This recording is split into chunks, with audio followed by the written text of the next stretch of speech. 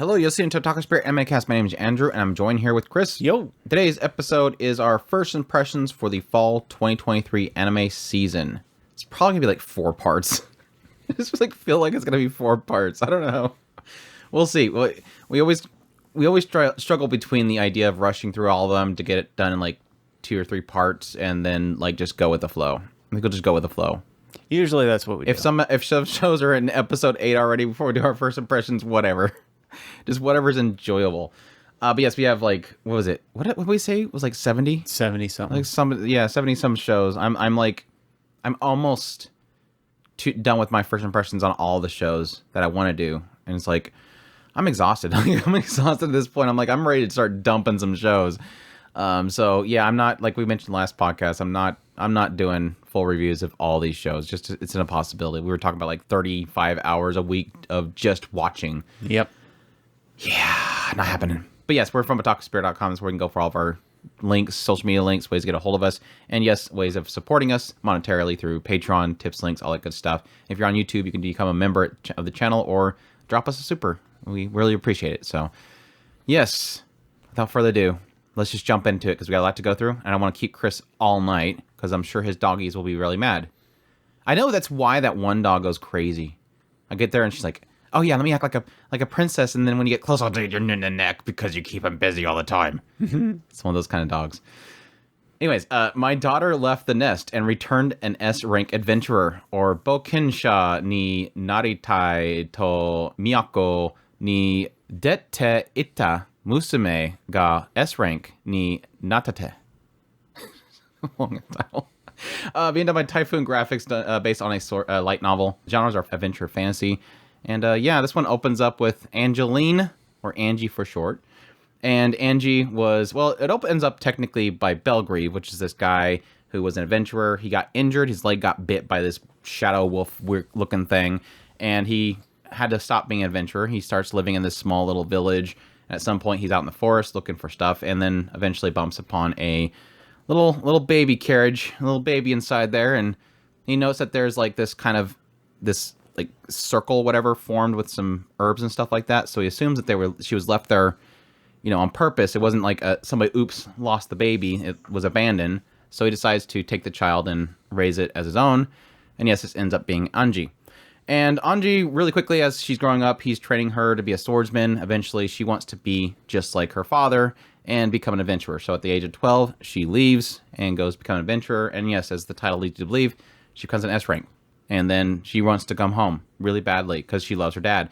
And so for a while, it kind of follows 2 different perspectives. One is Anji as she's doing her adventure work all the time, wanting to go home, take a vacation. But it's like the area has a shortage of adventurers, and all the good adventurers have retired. And so they're overworking her because she's super skilled and she's able to do all these really tough jobs. But at the same time, she wants to go home, but they can't let her. And every time she attempts to go home, like finally she gets a moment to go home. She's on the way home, and she ends up running into some like daughter of a countess, and she's saves her. And then she's like, "Oh, my dad's dying. I need to go see him." And she's like, "Okay, skip going home. We gotta get this girl back to her dad because obviously she loves her dad too. So we gotta get her to her dad." So yeah, everything kind of works against her. On the other side of the whole story, we get Belgrieve as he's living in the small village. There's a lot of like emphasis on the idea that he feels like he's, not as great as she was. Wasn't a successful adventurer. He was E rank, but he's really, really strong. You probably think he's an S rank. It's just he didn't get far enough, I guess. At the same time, people keep showing up at the village to want to repay Anji because she wouldn't take any reward. Like the countess lady, she wanted to give him a big reward, and she's like, "I'll just give it to my dad."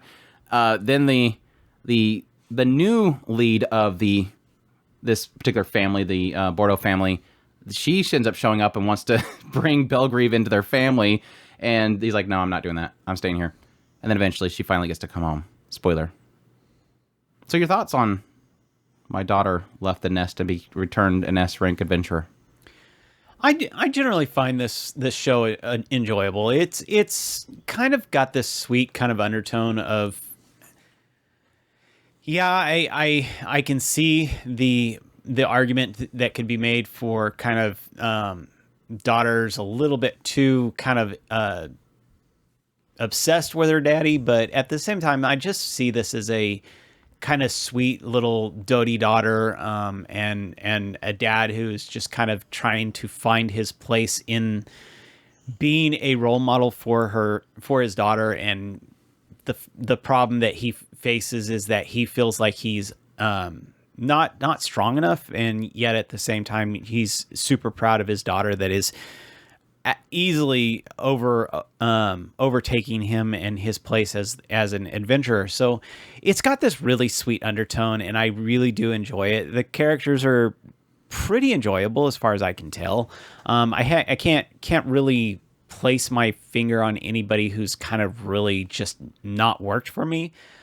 So yeah, all around, I have really, really enjoyed it. Have you met the Ilya wannabe girl? The girl the girl that looks like Ilya? I don't know. I just seen her picture and I was like, oh, look, it's Ilya. No, I haven't seen her yet. Apparently Ilya's in the show and legit looks just like Ilya. No, I'm two sides on this one.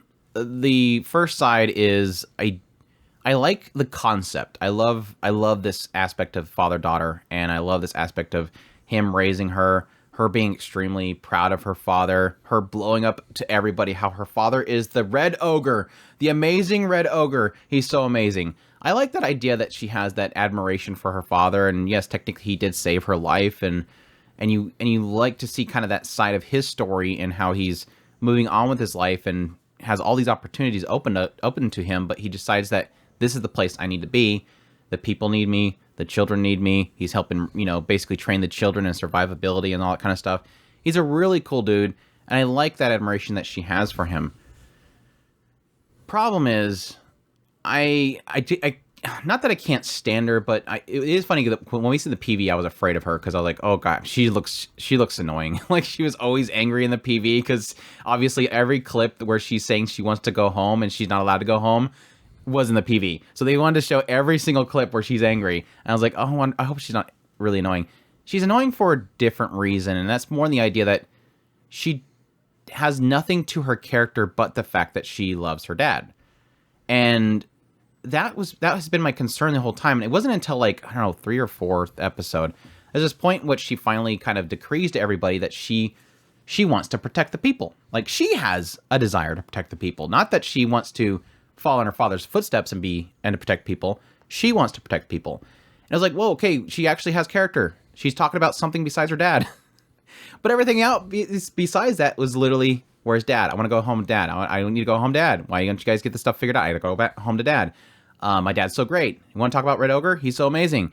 Oh, you want to talk about dad? Okay, talk about dad. And it's like partially, not that it got annoying. It's not, there is a repetitiveness to it. But it's more the fact that it made me very disappointed in this character's writing in Anji, because she has nothing going for her besides the fact that she loves her dad. And I'm like, please tell me there's something more to this character. Please tell me that her being away from the nest for, 6 years before she finally came home for that one time? About that, yeah. 5 or 6 years she's been away from her father. It was five to get to the when she went home and or she was trying to go home and she bumped into it, and so she had to go back because she didn't make it home.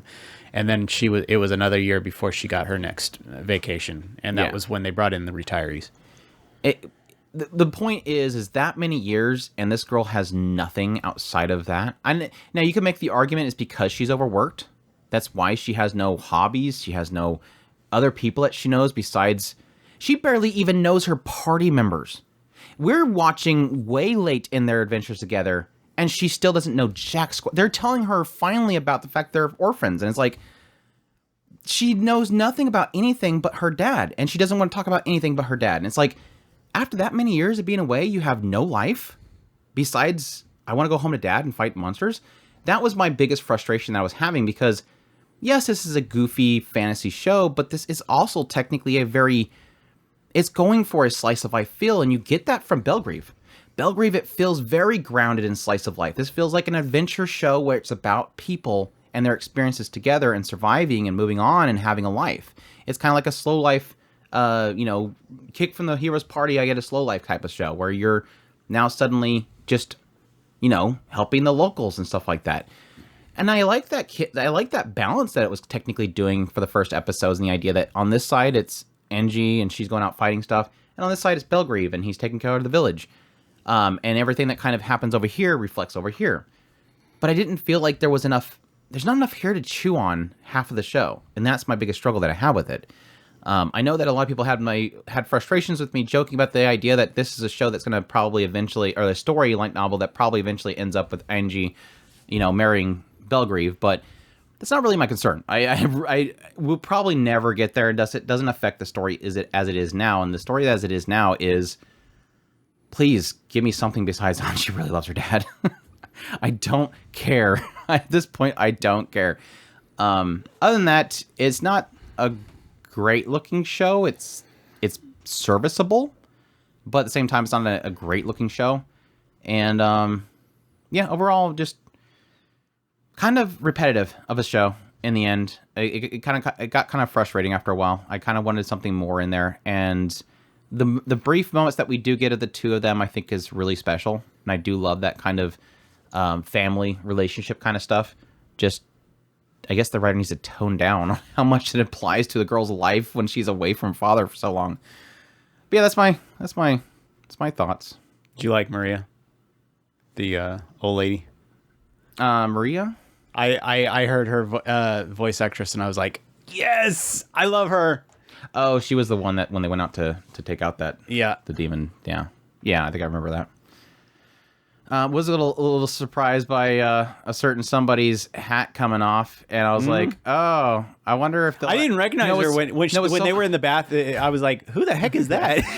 No, it's funny because I was on Discord with somebody, and I was like, the moment that reveal happened, I took a screenshot and sent it over, like, "Hey, look, something cool happened in S-Rank Defender," and then I said, "Now watch, they don't even address the idea of why she's had." And I don't remember what I said. I don't know if I said that. Watch us get like a whole explanation about how she's being discriminated. That's why she keeps the hat on. Wait, no, never mind. They won't do that because the story doesn't want to bother with any deep storylines. And then sure enough, the next scene, they talk about it. I'm like, okay, proved me wrong. Shut up, Andrew. Anyways. I thought they did that really good. That was well done. Yeah. Oh, you had cold ears. I got you. Yeah, he's so cute. He's so nice. Such a nice Belgrieve Red Ogre dude. Belgrieve's great. Belgrieve is great, though. He is awesome. He is a very cool dude. I got a kick out of the fact when the Bordeaux family came over there and wanted to hand over a bunch of money because Angie's like, I don't want it. Give it to Dad. And he shows up and she's like, literally, he's like, no, I don't want it. And she's like, well, it'll like dishonor us or something like that if you don't take it. He's like, oh, okay, fine then. I'll just put it off this side until Angie gets older, I guess. Eventually, she'll need money. Maybe she'll lose a leg and she'll have to use the money too. Don't say that. Anyways, my daughter left the nest and became an S-Rank Avenger. Our dating story. Are you ready for your dating story? I only watched one episode. Wait, no, I'm looking. See, you have to catch me. If I scroll down this screen, I'm doing it wrong. I have a list over here. I have a list based on when they started. So at least Chris has a long period of time to get around to them. No, our next one is the most controversial, literally the most controversial show of the season. Can you guess, Chris? Most controversial. Like, I'm being serious. I'm not joking. It's literally the most controversial show of the season. I have no clue. A girl and her guard dog. Nope, I did not watch it. Oh, good for you. This one's Ojo to Bankenkun. This one's streamed on Crunchyroll running for 13 episodes, done by Project Number 9, based off of a manga. Genres are drama, romance. And this one opens up with a girl named Isaku Sinagaki. And when she was 5 years old? Yeah, 5 years old. She lost her parents. Chris, it's the return of the dreaded trope, car accident. It's been a while. I can't think of the last... Well, there was the mother that died in Taisho Tomi, but man, that whole trope of the parents die in a car accident and that's why I live alone is kind of disappeared. It's been a while. But they die in a car accident. Turns out her grandfather takes her in, and her grandfather is pretty much a mob boss. Like, he's a leader of a Yakuza group. And so she's brought in, she's pretty much referred to by everybody as the grandfather, or the boss's granddaughter. And she quickly meets Keiya Uto. And Keiya Uto, who is about, 11 years older than her. 11 years older than her. So he would have been, 16? He is assigned to be her bodyguard. And she immediately is like, I just want my parents. Where's my mom and dad? He's like, don't worry. I'll be your mom. I'll be your dad. She's like, well, you're not old enough. You're like a brother. Okay, and I'll be your older brother too. And so he starts taking care of her, being her bodyguard and everything. And eventually when she gets to the age of 15, going to high school, she picks a high school way far away. Like, she wants to get as far away from granddad as possible. She wants to get away from the Yakuza. It shows us a brief clip where she's, like, going to school when she's, like, 5, and all of her friends that she had were pretty much all like, oh, I'm sorry, we can't, Mom said to not hang out with you anymore because your dad's part of the Yakuza. They're, like, all afraid of her. So she wants to get away from the Yakuza because it's affecting her relationships. And so when she goes to this new school, she gets there and she's like, oh, crap, I got to get the courage to start talking to people and everything. It's the first day. The dreaded first day, everybody meets and nobody becomes friends with each other after that. You make your pairings the first day, and if you don't nail that, you're done. I always love that. I wonder how true that is. I mean, I can kind of see that, but I don't really remember that in school. Like, granted, I never changed. Well, I did change schools, but I just didn't care after that, so I guess it doesn't matter. In my perspective, it didn't work. Anyways, she gets there. She immediately trips over her own foot somehow, and she's caught by a handsome man. You can't guess who that would be, Chris. Kaya. Probably the guy, the guy who makes all the faces. The grandfather. He shows up. I enlisted in the school. I'll be at your school too. Don't worry, granddaughter. No, Kaya. Her guardian, her bodyguard shows up. He says, "Yeah, I worked it out with granddad.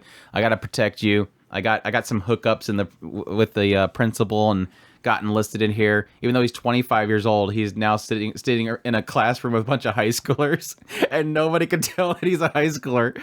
No, actually, there is some girls that actually point that out. They're like, "You don't look like you're 16. You look like more like you're 26." Yeah, called it.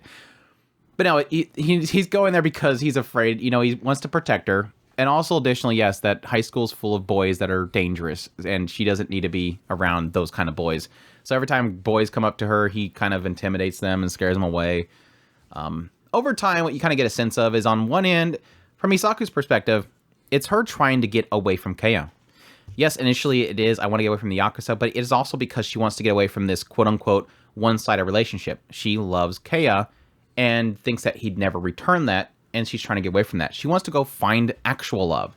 So there's often a lot of cases where she meets somebody, like this guy Tamaru, and she's like, I hope that this can work out, that I can have a relationship with this guy because I need to kind of find that.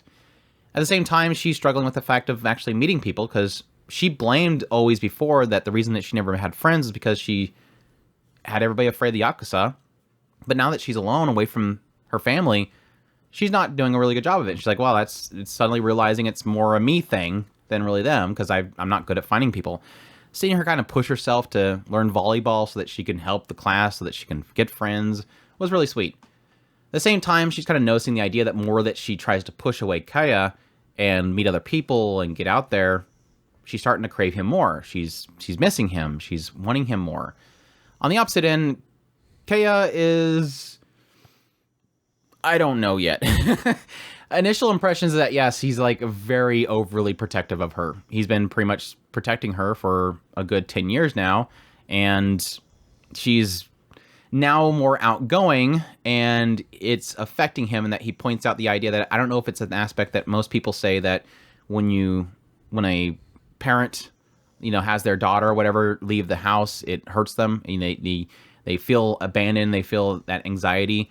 I'm starting to feel that, so maybe that's the same thing. And then at the same time, he's making requests for things like to kiss her, and how he's talking about, I work a lot with a lot of, clubs and stuff like that, and I always associated kissing with having sex, and now I just have the desire to kiss you, and I want to see if you can teach me how that works. And so it's already kind of drifting into the realm of kind of like, oh yeah, this dude's totally going after her. So it's a mixture of her trying to get away from him, move on with her life, and experience things for the first time, while at the same time on his end, it's probably cold Yakuza boy that is learning love. And of course, the problem that comes from all that is that, yes, 15-year-old and a 26-year-old, so that's where the big question marks fly up. Initially, I thought this show was going to have two major problems or controversies. One is the age gap, 15-year-old and 26-year-old, and the other is all the PVs and stuff kind of laid it out like this is her dad. Like, he wanted to become her dad. but it kind of played out her early age up until 15 is that her grandfather was her father, technically. She was brought in by her grandfather. He said that I'll be your papa, whatever, but I don't think he was, it hasn't really indicated that he's a father figure. It's always indicated that he's like a big brother that's always taking care of her. So I don't think it's that, at least it doesn't have that. Like that creepy part is not in there, but the other creepy part's still in there. But yeah, okay, so the show. And again, I've never really cared so much for like throwing things out just for the sake of it being like age gap stories or whatever. I'm always kind of interested to see what the story does. That's why I checked out Higehiro, and I thought that did it really well. Koikimo, all these other shows that have age gap, just to see what story they're planning on telling. I mean, After the Rain's another good example. I think After Rain's pretty darn close to this idea of a much older gentleman and a much younger girl. But I'm always willing to check it out if it's got a good story to tell in there. Yes, when it gets to that point where suddenly Keiya is jumping on her, which she's pretty much already done so far, but not really gone too far with it, that's when it probably gets a little questionable. The story itself is okay.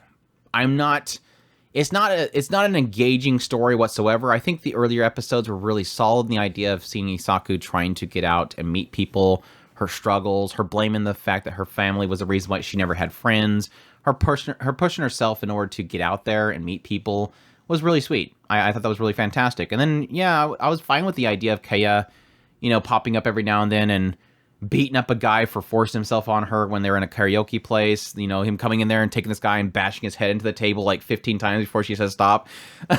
Taking her out of there and, having that little moment of, did he touch you? Did he do anything to you kind of thing? It was like that. It kind of gets in that whole big brother comes in and saves the girl kind of aspect. And I was kind of fine with the whole idea of her kind of helping him out with his studies because his grades suck, even though he's technically just faking getting in there anyways. Still her kind of helping with studies, transitioning to having a date and all that kind of stuff was fine. But I think my biggest struggle that I have with the show so far is that I'm not feeling Keiya at all.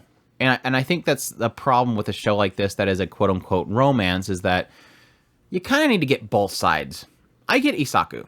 I get a girl that's crushing on a guy that's been, basically filling a gap for her for a long time.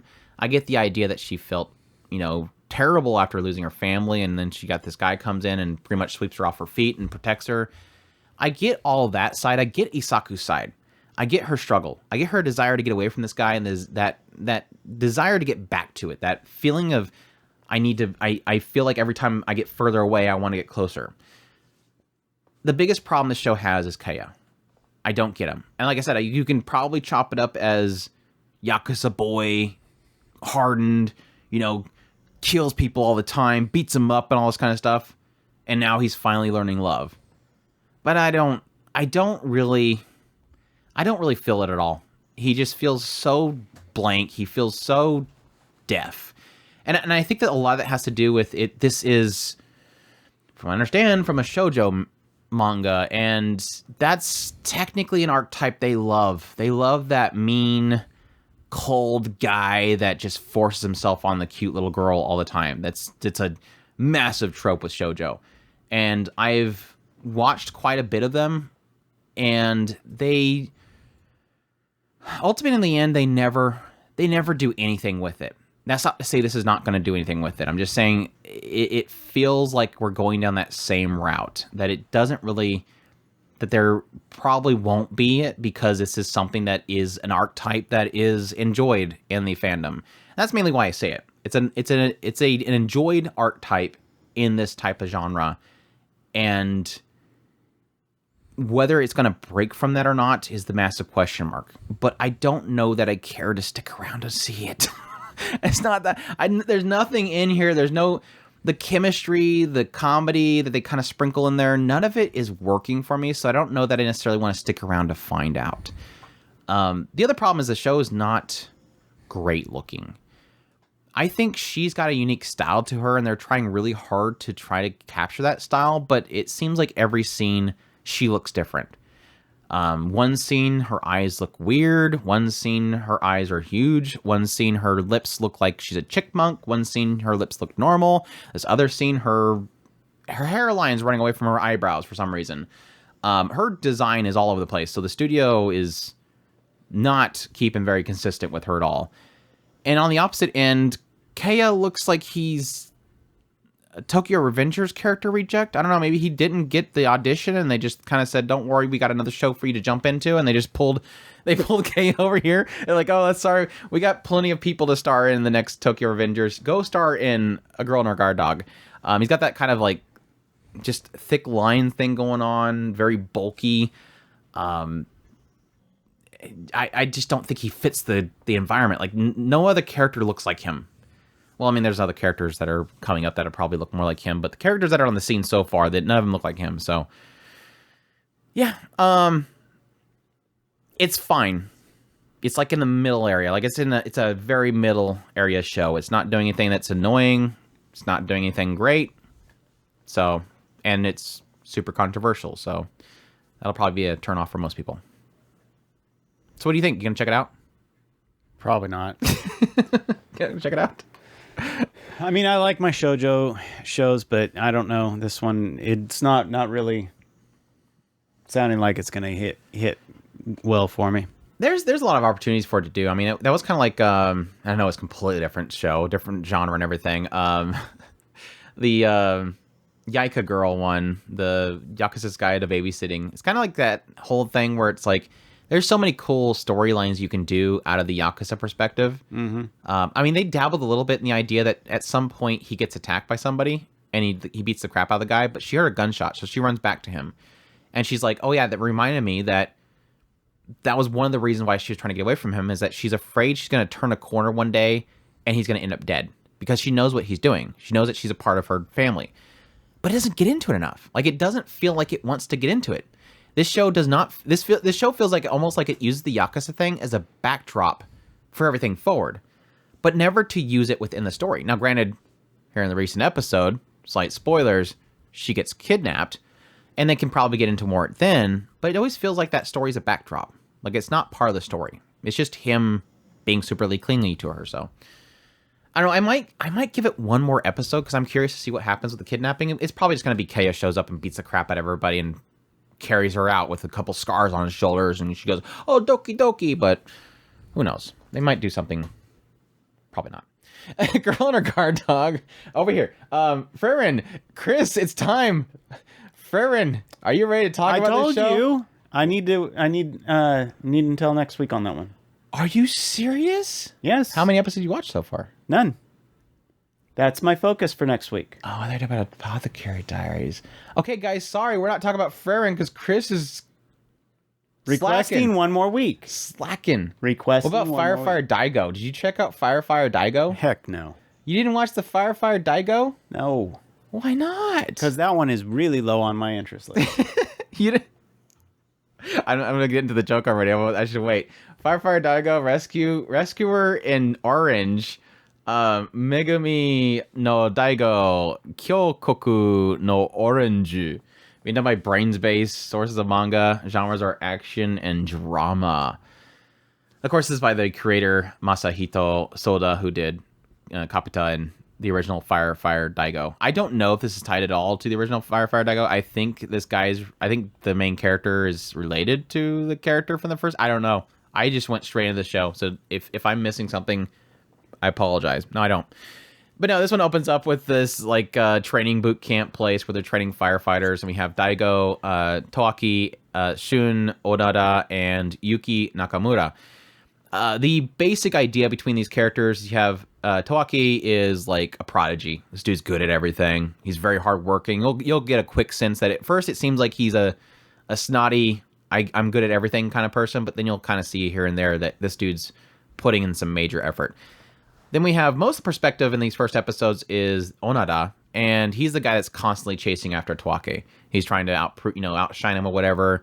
He's the rookie that just wants to show up the other person. And then we have Nakamura, who is a very rare case of a female firefighter. So she's obviously dealing with a lot of issues in the idea of, okay, one of the interesting things to kind of note with, like, I think it was like the end of the third episode, is this idea that she just hates the fact that she has this desire to be a firefighter. I think they were kind of implying this idea that maybe her father was a firefighter and that died, and that she wants to follow in his footsteps or something like that.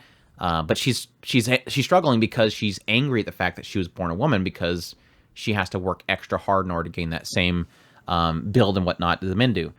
So that's kind of the setup of the three main characters. In the first, I think it was the first full 2 episodes. At the very beginning, it opens up with the characters helping with this big, massive catastrophe. I don't know exactly what happened, but there's things falling from the sky, and early shots of it, it looked like they were just clumps of mud that were falling in the air. I almost thought that it might be like, maybe there was planes that were ejecting their toilets, and it was just falling down on Tokyo. Then I thought maybe it was a kaiju attack, like this kaiju, like they remember like maybe like kaiju monsters that were falling from the sky. And then later on shots, they were on fire as they're falling down. So maybe the first shots, they forgot to add the flame effect to the animation as they were coming down. So I'm thinking either like a crazy meteor shower, but they would be bigger impacts. Like these big clumps, they would probably make bigger craters. So they can't be meteors. So they have to be volcanic. So maybe, isn't Mount Fuji pretty close to Tokyo? What's close to Tokyo? It was probably an eruption then. So I'm guessing an eruption. And which would cause an earthquake kind of catastrophe as well, as if it was that impactful. That would be fire as well. That's what I mean. I mean, it's all encompassing. But I mean, the fireball things coming down is probably chunks being shot out from there. But I didn't see any ash, so I kind of assumed it might not have been volcanic. I don't know. Something bad happens in Tokyo. Long-term story short. They're saving people, and it kind of shows this idea of Daigo kind of rushing back in there while Shun's yelling at him about not coming back. I'm getting the first names and last names, sorry. Toake rushes in there, and Onoda is yelling at him to come back, and eventually it kind of falls together as they finish that one building and saving people. And Onoda is yelling at Toake, and Toake's like, look, I knew that you had my back.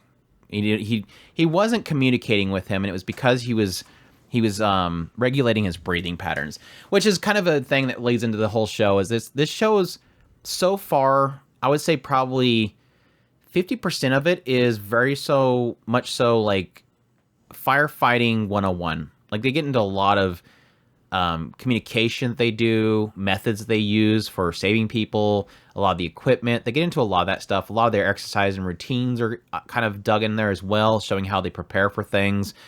Which I do find fascinating, because I'm not big into firefighters. And like I mentioned before, when we first had this announced, I kind of wanted Fire Force to do that, because the earlier episodes of Fire Force was kind of giving you that sense with people going in there and saving people.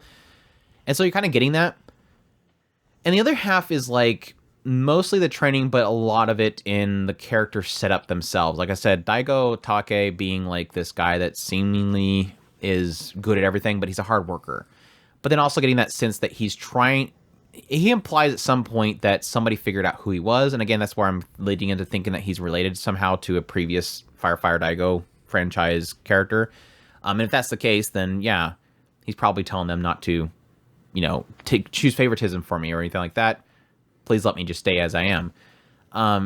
Again, Shun Onoda has been most the focus of the show in his perspective, and how he's, again, chasing after Daigo and wanting to prove himself. At the same time, it seems to imply, I could be wrong here, I think it was in the late second or third episode, they implied that Shun Onoda confessed to a girl at his school. So he was in high school, and he seen this girl that he liked. There was a photo of a firefighter on her phone. And so he confesses to her in front of everybody and says, I think you like firefighters, right? I'm going to go become a firefighter. And when I do, can we be together, basically? Like, marry me, essentially. And I don't think she responded at all. And then cut forward, and he's texting that person, and it's like, oh, wait, that's the girl. Wait, Yuki, that's Nakamura. So did it, I don't know that it necessarily implied the idea that he knows that the girl that was training alongside him was the girl that he confessed to, but he's texting her after he became a firefighter saying, I did it. And it's like, wait, does he know it was her? It was weird. I was almost like, did I miss something? It was kind of funny, but it kind of implies the two. He likes her, and she tells him drop dead most of the time in the text, so I'm assuming that she might like him, or at least she's tsundere and she's slowly accepting him. But there's also maybe the aspect that maybe she doesn't want to be with him because, again, there's a possibility that she knew somebody that died as a firefighter. Who knows? Anyways, that's all to say. That's a lot of setup for the characters and the world and firefighting, and not much characters. I mean, there's plenty of character chemistry and whatnot, but I don't really feel the characters too much so far. I think probably because there's so much focus on Onoda. But at the same time, I do appreciate a lot of the firefighter stuff. Like, they had this whole exercise routine where they exercise, where they do the whole real experience where they go inside of a building and have to save a dummy, and they're given a certain amount of time. If they don't successfully do it in time, they lose or whatever. And Onoda ends up using his face mask in order to feed the dummy, feed the dummy air, even though the dummy is a dummy. And that was just him kind of envisioning what he was saving was an actual person. And I thought all that stuff was pretty cool. And I think if it can continue doing that kind of stuff going forward, and now they're actually technically firefighters, they won't need dummies, but doing those exercises and those routines and showing how they save people, I think it could be cool.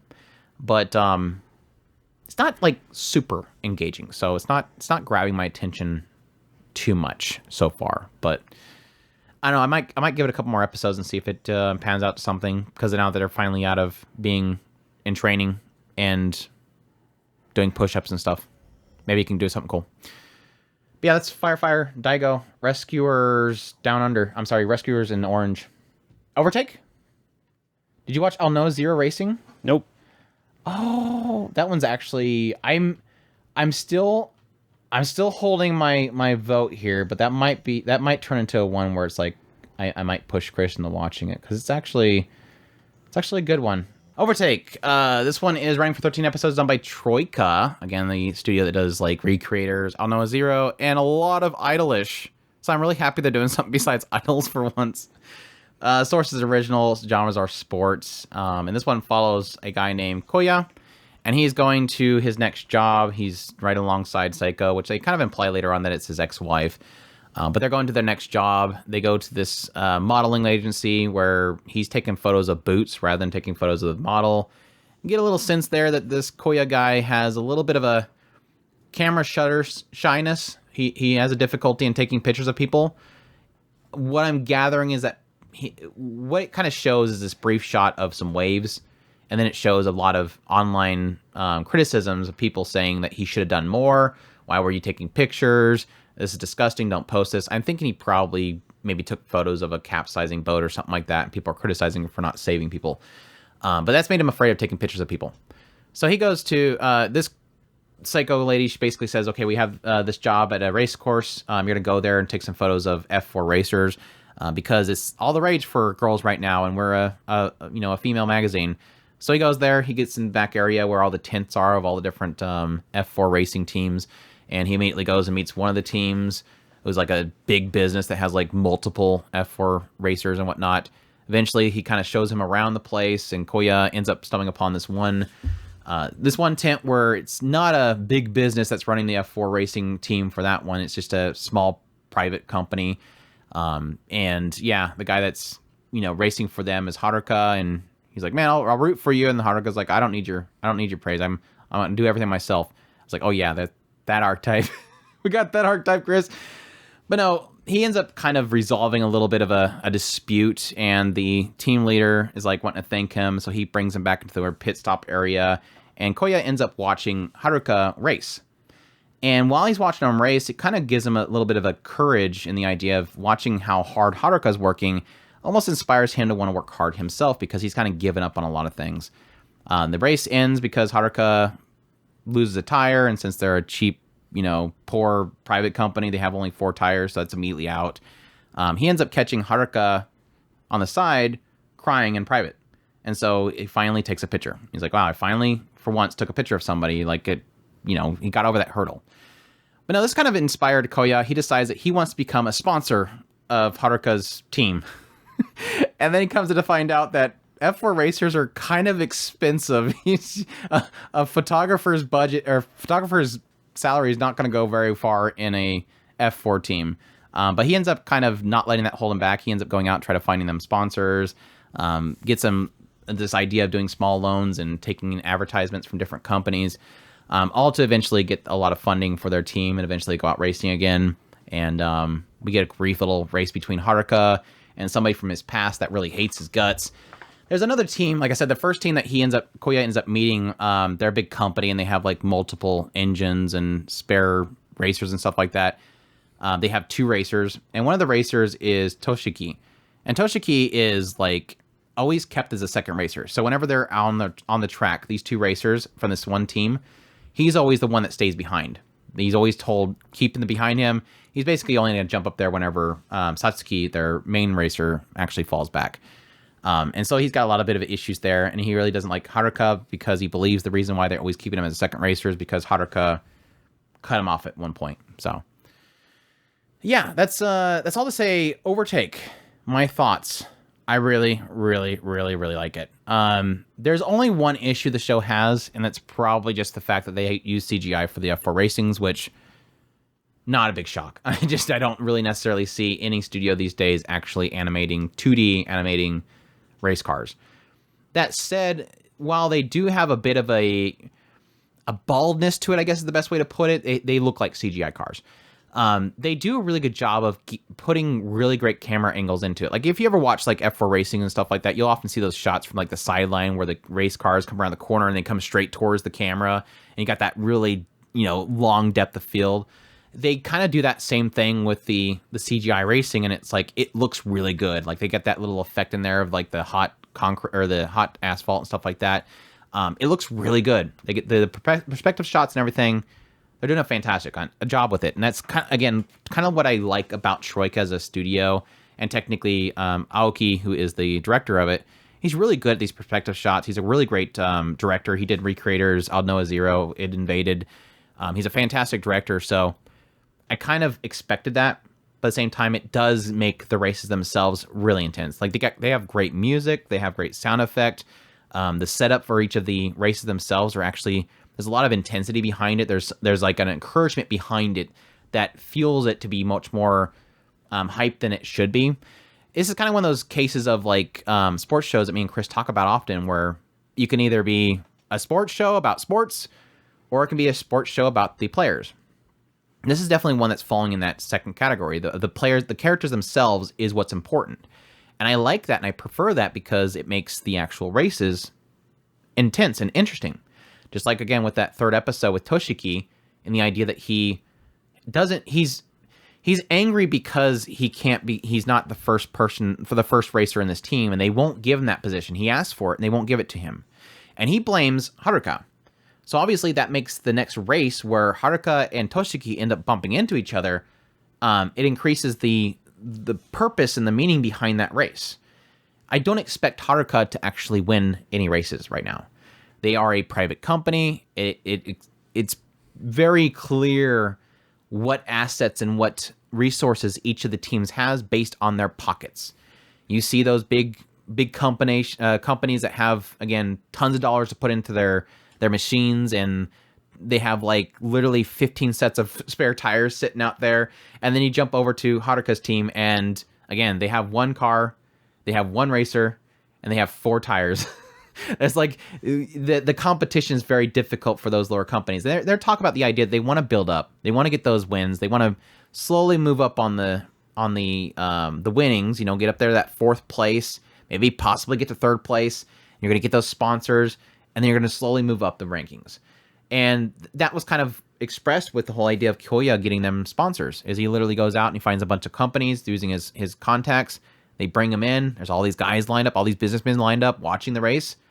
And they're like, okay, Haruka got to 8th place. We're not interested. Like, none of these sponsors want to give them any money to put their name on his car when he's not in 2nd or 1st place. They want those people. So there's that difficulty in actually rising up, and they're doing a good job of kind of showing that. And it also plays in the idea of this being a really good underdog story. You don't expect Haruka to win immediately, but you do see that push, that desire that he wants to get to that. Haruka's dream is that he wants to get on that podium. His inspiration is his father, who used to be on that podium, who's in the same team. He had them re-spark the team. He wants to get up there on that stage by himself rather than his father carrying him up there. With his father gone, he wants to get up there on his own.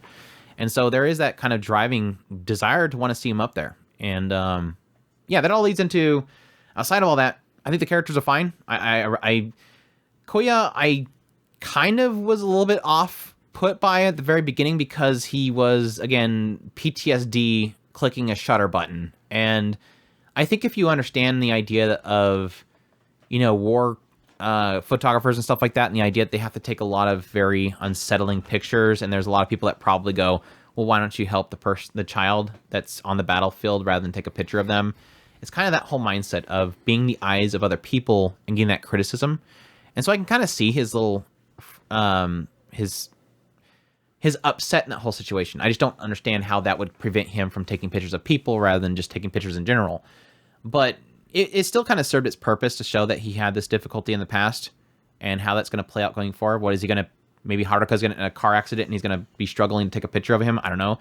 I didn't understand why that was even something that was brought up at the beginning. I've yet to see where it plays a role whatsoever in the story. Other than showing that he had a difficulty in the past.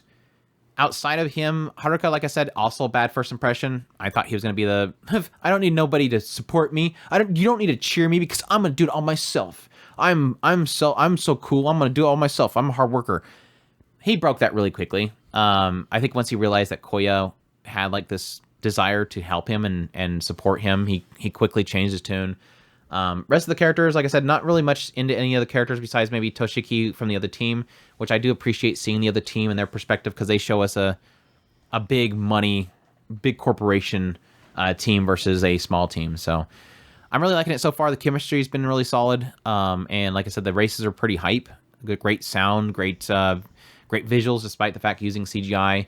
And I'm looking forward to the rest of it. I'm pretty happy with it. So we'll see if it's going to be a worth a Chris. You should go watch it. I'll give it a little bit more time. I don't think it's quite there yet. I have to be very sparing. With my Chris. You got to watch this card. Yep. I think I pulled it today with Apothecary Diaries. I don't know if you were planning on that already. I think you were already because it's Aoyuki. Yeah. That's Overtake. Ragna Crimson. Did you watch Ragna Crimson? Nope. That's another one that I'm not going to push you at all on that one. I don't know how much I want to get into this one. I completely, mostly blanked out with the remaining like 2 or 3 episodes that I watched of it. But Ragna Crimson pretty much opens up with Ragna, and he thinks that he's cursed. Everybody believes he's cursed because his parents got killed by dragons. His adopted family got killed by dragons. Everybody believes that wherever he goes, dragons come to kill him, and they end up killing everybody else, and he's the only one that survives. He's got a little bit of that survivor's remorse going on with him. Is it survivor's remorse? What's the term? It's not survivor's remorse, is it? Pretty much. Regret? It's remorse, right. Anyways, as these guys are like beating up on him, saying that he's the reason the village got attacked, this girl named Leonica shows up, and Leo is this very young girl, and she tells him, you're not cursed. I'll prove it to you. Come with me. He's like, no, I don't want to go with you because you'll get killed by a dragon. She's like, no, trust me. Come with me. They go out and they find a dragon. Dragon attacks, and he's thinking it's going to happen again, and she just straight kills a dragon.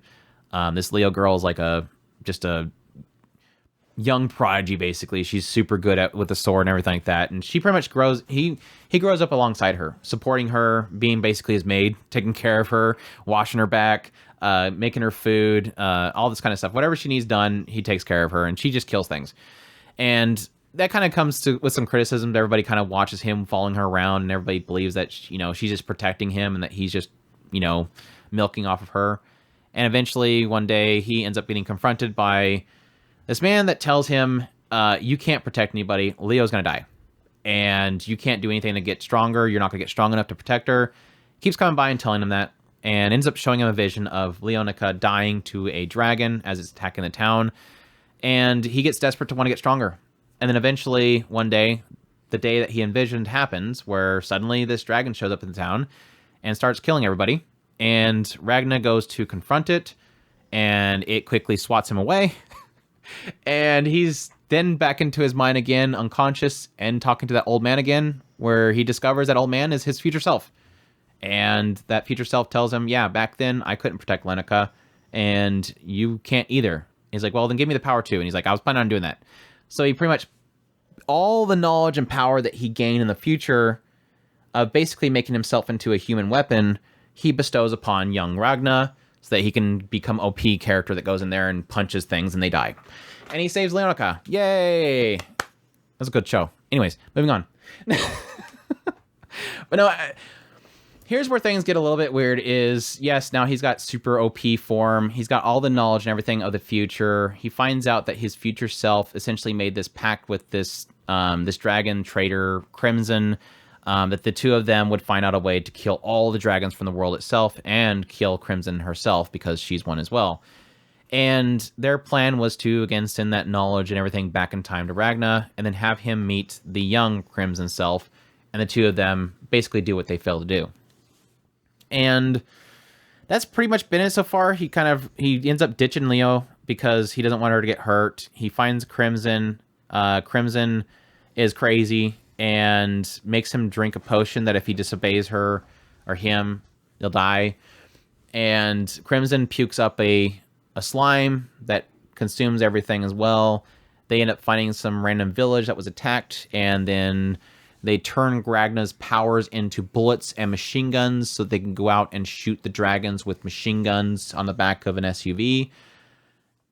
I was waiting for Chris to respond to that. You remember that one? What was that one show? Was it like a year ago? Remember that one show where it opened up with, it was like supposed to be an ecchi show where this guy was, it was the one that had I think he had like a tattoo or something like that with like, everybody had a tattoo that was like their life or something like that. And if they did something good or bad or whatever, they had to do something. It would increase the number or lower the number. And if they ran out, they would die.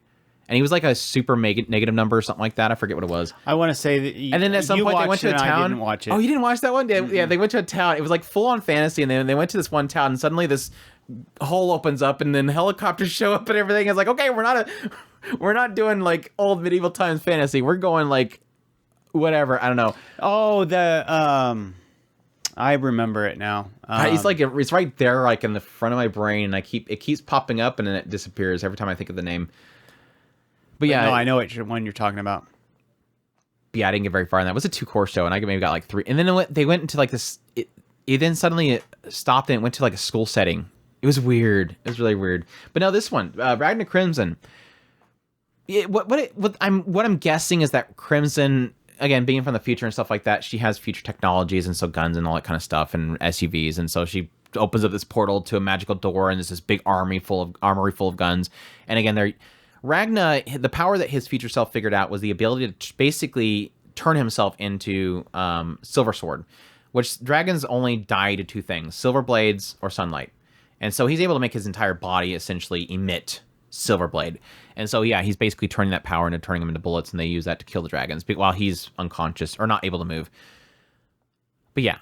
And then I didn't really catch most of the later part, but there was this whole segment where there was this king and this Ultimatia girl shows up, and I think she's supposed to be like a monarch of the dragon god, and she tells the king that we're going to kill you all. And he's like, no, you shouldn't. And he's like, no, I'm sorry. I really apologize, but we're going to have to kill you all. I killed this other dragon that attacked one of your towns because I guess he did it.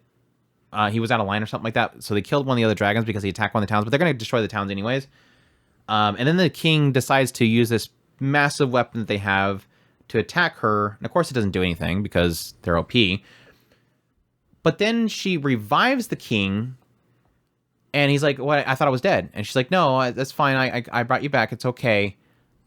And then she says, okay, I'm going to kill everybody. And it's like, okay, why did you bring the king back? Oh, because she wants him to help her by, I guess, making sure that nobody flees, I guess. And I'm like, but you guys can literally level the town. You're showing all this OP ability. You should be able to just level the town before they can escape. Why are we bothering going the king to have him?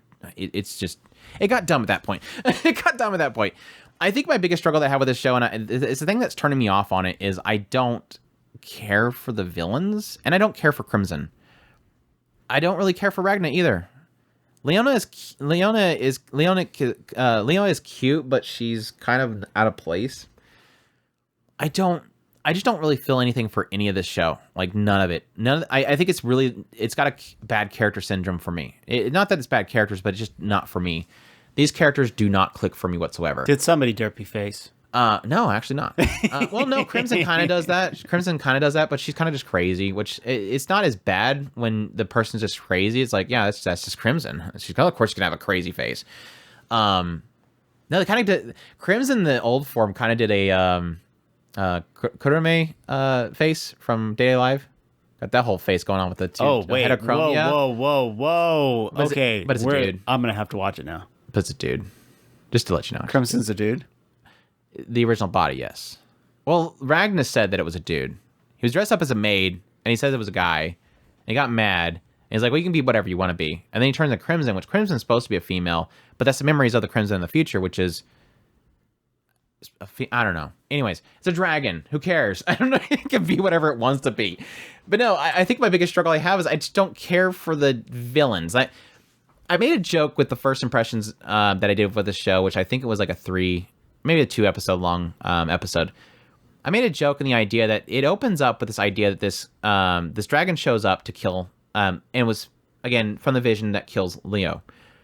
And Leo talks to the dragon and tries to figure out what's going on, because the dragons are kind of been disappearing for a while, and suddenly out of nowhere the dragons are moving. And she's like, well, what's causing you guys to suddenly attack? The dragon, this dragon, which is supposed to be like, he doesn't look like a dragon because he's like a human form, and that's like the bigger, like higher level dragons. They have human form for some reason. He says the reason they're attacking is because back at this one town, there's this one kingdom that is known that doesn't have any dragon hunters protecting it. And that's because, and there's no knowledge of why the dragons don't attack. Well, it just so happens that kingdom has a pact with the dragons. They won't attack them. Why? Because their dragon god, their god, essentially likes the cakes this little shop sells, and he likes to regular the place and eat their cakes. One day, thieves broke into that place and stole from the cake place, and I think the anime implies that it shut down. I even double checked the manga to make sure this is actually how it was worded. But yeah, it got burglarized, and that made the god of dragons so mad that he then ordered all the men to kill all humans. That's the driving force of the bad guys, is somebody burglarized a cake shop. Now, I wasn't sure at the time if that was like one of those, let me tell you an analogy to express how much you are significant to me, but it's like, why would you sit there and talk to them if you felt that they're less than ants? Which that's a common theme behind dragons in general. Dragons don't see humans as like intelligent forms. They see them as less than them because dragons live for a long time and they're so knowledgeable that they see humans as almost like we see ants. You step on it, that's doesn't a common matter. trope, yeah. But why would you talk to an ant before you smash it? You don't talk to an ant before you smash it, you just smash it. Anyways, I don't know. Maybe there's some more story to the bad guys that'll be interesting at some point. I just don't care for any of the characters in the show so far. It doesn't look bad. It's got some decent animation points, but for the most part, it's mostly just action stills types of stuff. So it's not. I'm bordering on the edge of. Crazy. I'm so glad that I missed this one. But Leo's cute. She got Fang. Too bad he left her behind. I thought it was gonna be like a Chaos Dragon thing. Like, let's watch Leo die already. I keep wanting to say Leonica. Anyways, that's Ragna Crimson. It's fine. Shangri-La Frontier. There's a fun one. Something that Chris can talk about.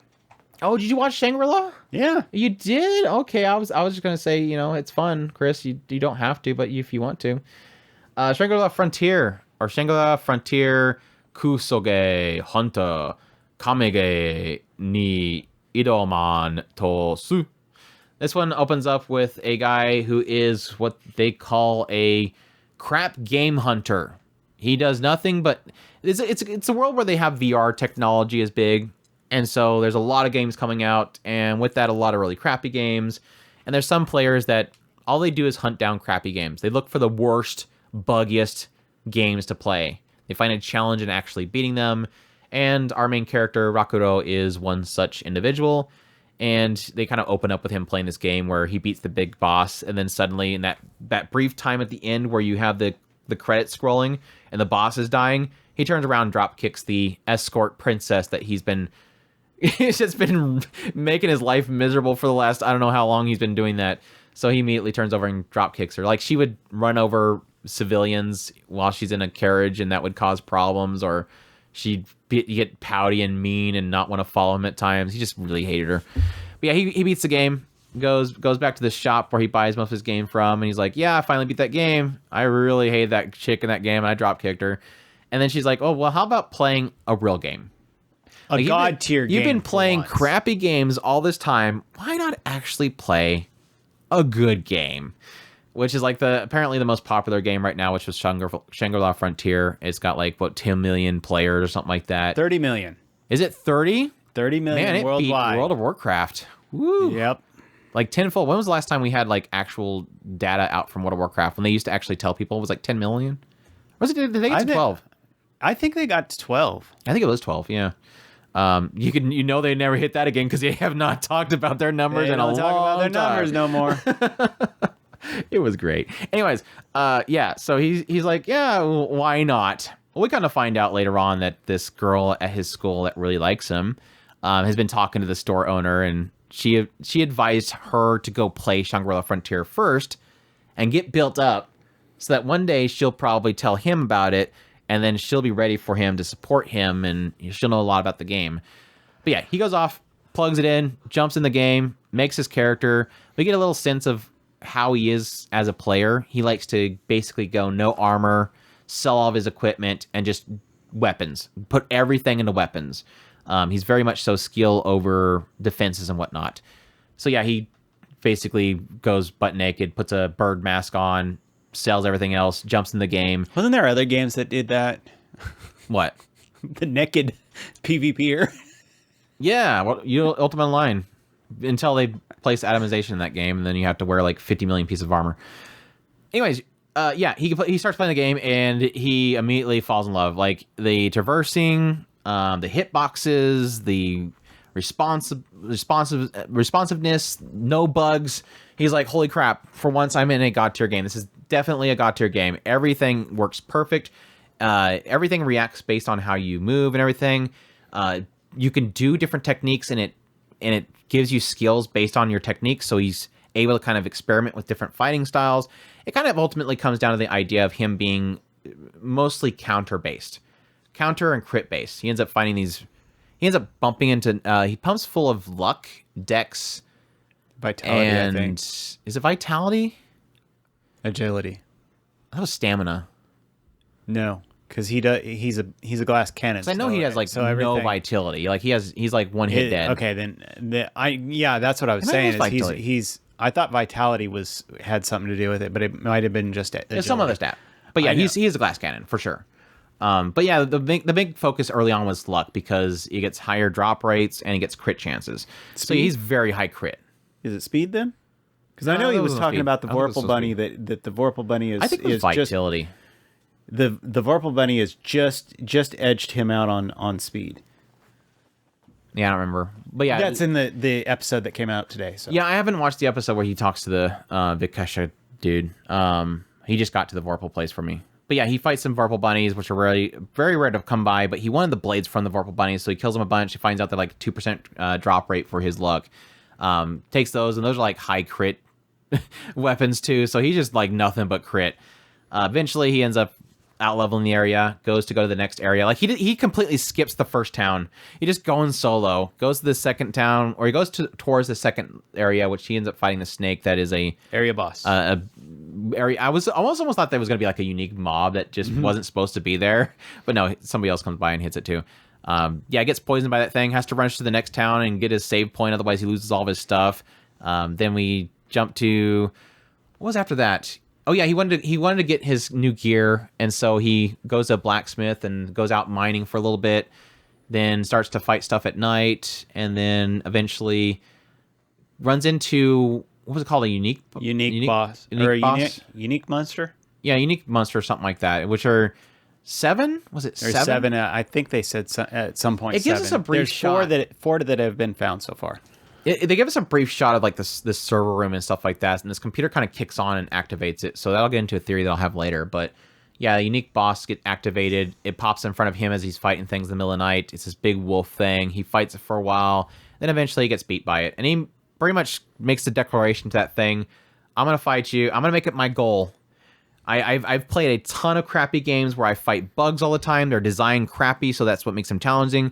You're designed good to be challenging. Thus, it's something I want to overcome. He makes it his goal. I'm going to beat this thing. And that thing finishes him off. He wakes up inside of the inn where he made his save point, and he's got this curse, which essentially every area the curse is at was like a scarring. He can't put on equipment, but he has increased resistance to magic in those areas. It changes how certain NPCs will react to him. And one more thing. I'm always forgetting one thing. What was the other thing on that one? The curse. I know that the weak mobs will run away from him. That's right. That's right. It was also weak mobs. But yeah, he then goes out, realizes, crap, fighting that monster, that unique boss for a while, I got a lot of levels, so I'm going to put all my stats in. Crap, I messed up again. I'm still Glass Cannon. And then he sees this little Vorpal bunny with this outfit, and he chases after it, and ends up being like this. He thinks it's supposed to be like this unique quest. Follows the Vorpal bunny into a door, and ends up into the Vorpal bunny land, where he I like how he tells the boss, like, or he told the Emulate, sorry for killing a lot of your Vorpal bunny friends. It's like, yeah, because you massacred their people. But yeah, that's pretty much where I left off. So, yeah, your thoughts. I have to make the joke, Chris. What's that? I'm surprised he didn't go in that shop, and the lady told him to play Kiwami Quest. Yeah, you keep bringing it up. So I thought I was so funny because I went and got screenshots of, because I had to remember the name of the show. I was like, what's it called? Oh, that's right, Full Dive. So I finally I looked up Full Dive, and I wanted to get a screenshot. So I'm looking through the episodes of Full Dive because I want to make a tweet joke out of it, and I got the screenshot. I go to post it, and literally, Icy Rose on the Discord said the same joke, and I'm like, I'm literally putting together a tweet right now with that joke. How in the world? It was so funny. Anyway, sorry. It should have been on one of the shelves. Just that pan over and that would have been great. See it. See Kiwami Quest on the shelf, or no, like a poster. That'd been perfect. Yeah. I don't know what it is about this show. I find it absolutely just I find myself just drawn to it. I really do just enjoy fun. The show. It's fun. Now I do think that a lot of their action scenes are absolutely fantastic. Yeah, C2C is going nuts. Yeah. C2C is flex. Did you notice anything in the was it fourth episode with the one with the bunny? Was there a mess up in the anime? Somebody Discord messaged me saying that they had an animation error or something like that in the episode. Not I didn't that get a chance I to watch noticed. it. Not that I noticed. I'm like that's kind of surprising because the show looks really good. Like they got velocity and just the animation just great. If you don't see nothing else, just watch his battle against the Shadow Wolf thing. I mean, that was freaking beast. I mean, it was a massive, just killer scene. I mean, because he dies. Yeah, it was because he died. Yeah, that's exactly it. And the funny thing is that just the way that this show is kind of geared, you kind of just want to see the next action bit.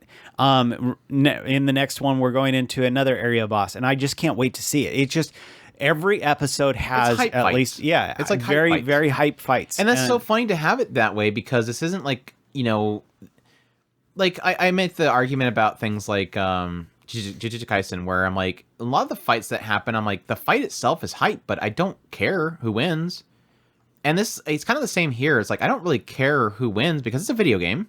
We're not doing no Sword Art Online stuff right here yet.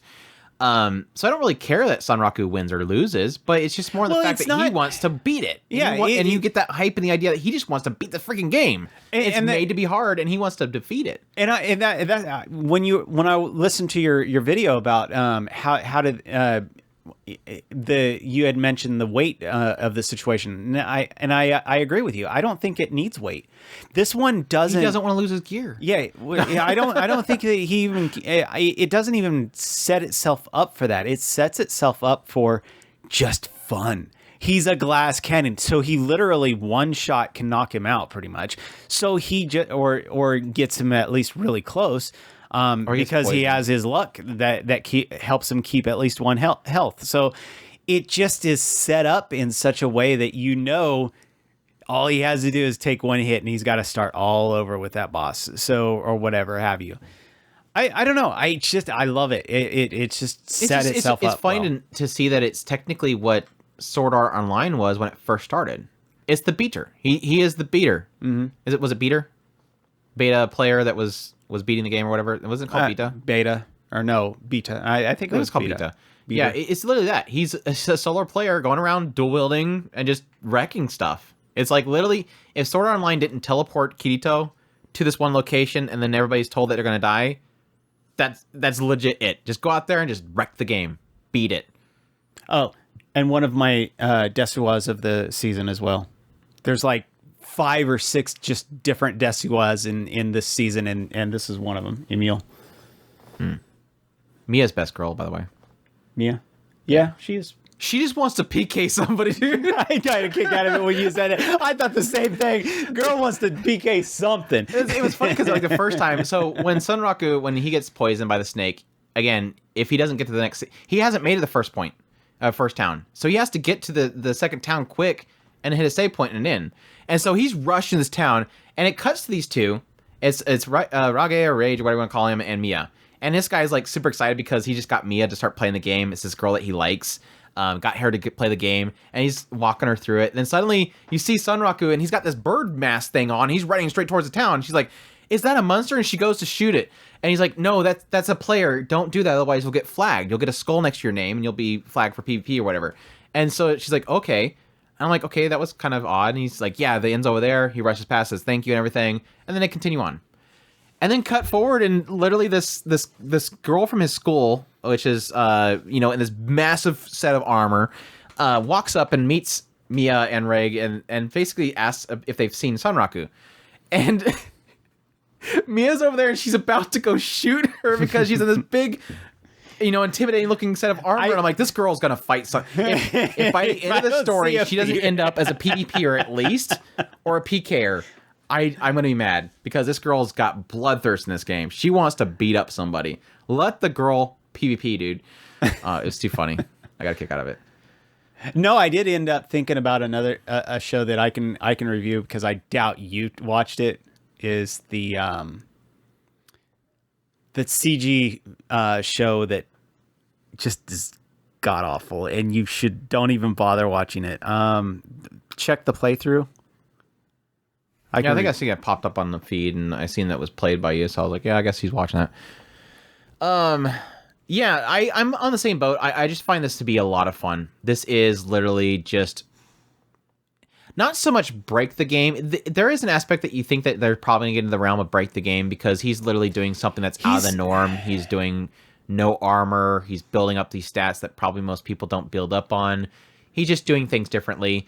And now with this encounter with this unique, it is kind of playing in the idea of him having a purpose, but at the same time, this unique thing that's been inflicted upon him.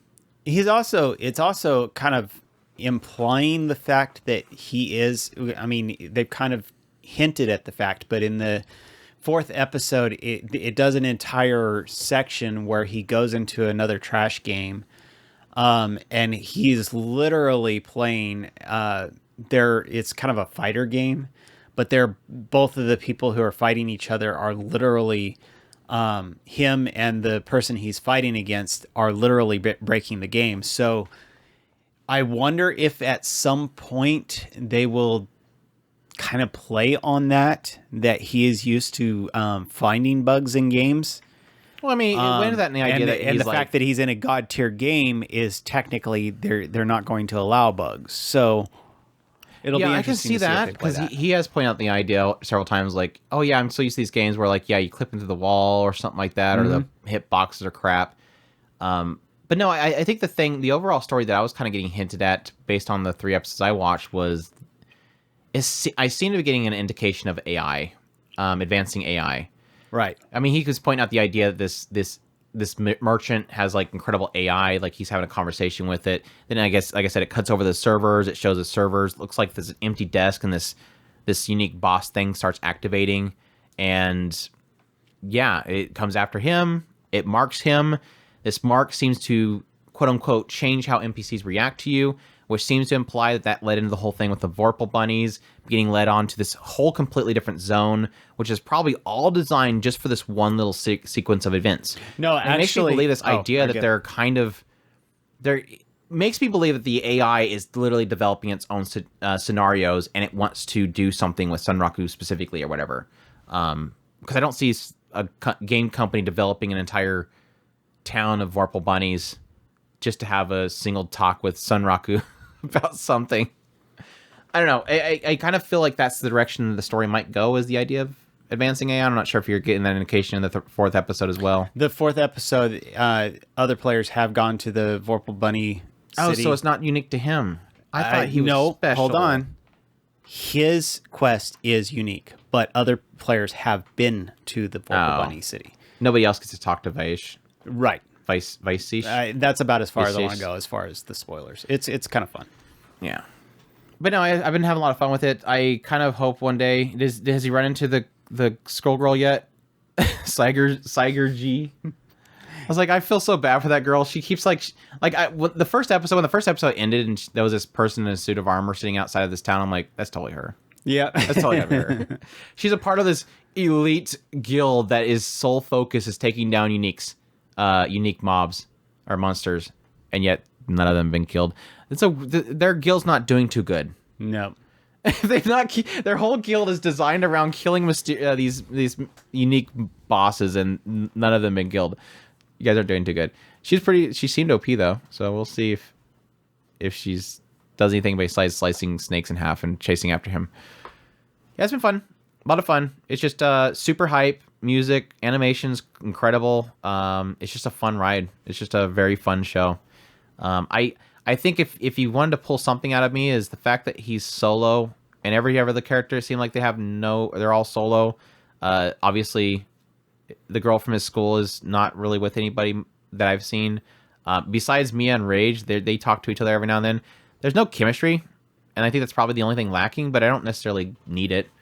As long as the solo gaming and stuff is fun, I'll go with it. Those two are pretty much introduced in the fourth episode.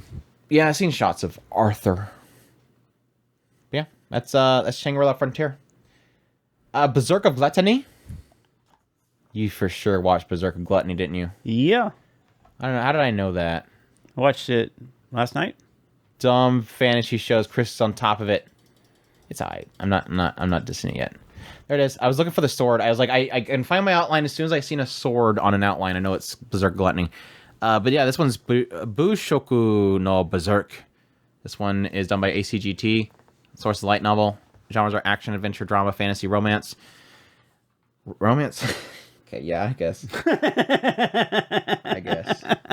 Roxy. Some romance with Roxy. Yeah, this one opens up with Fate Graphite. Yes, that's a real name.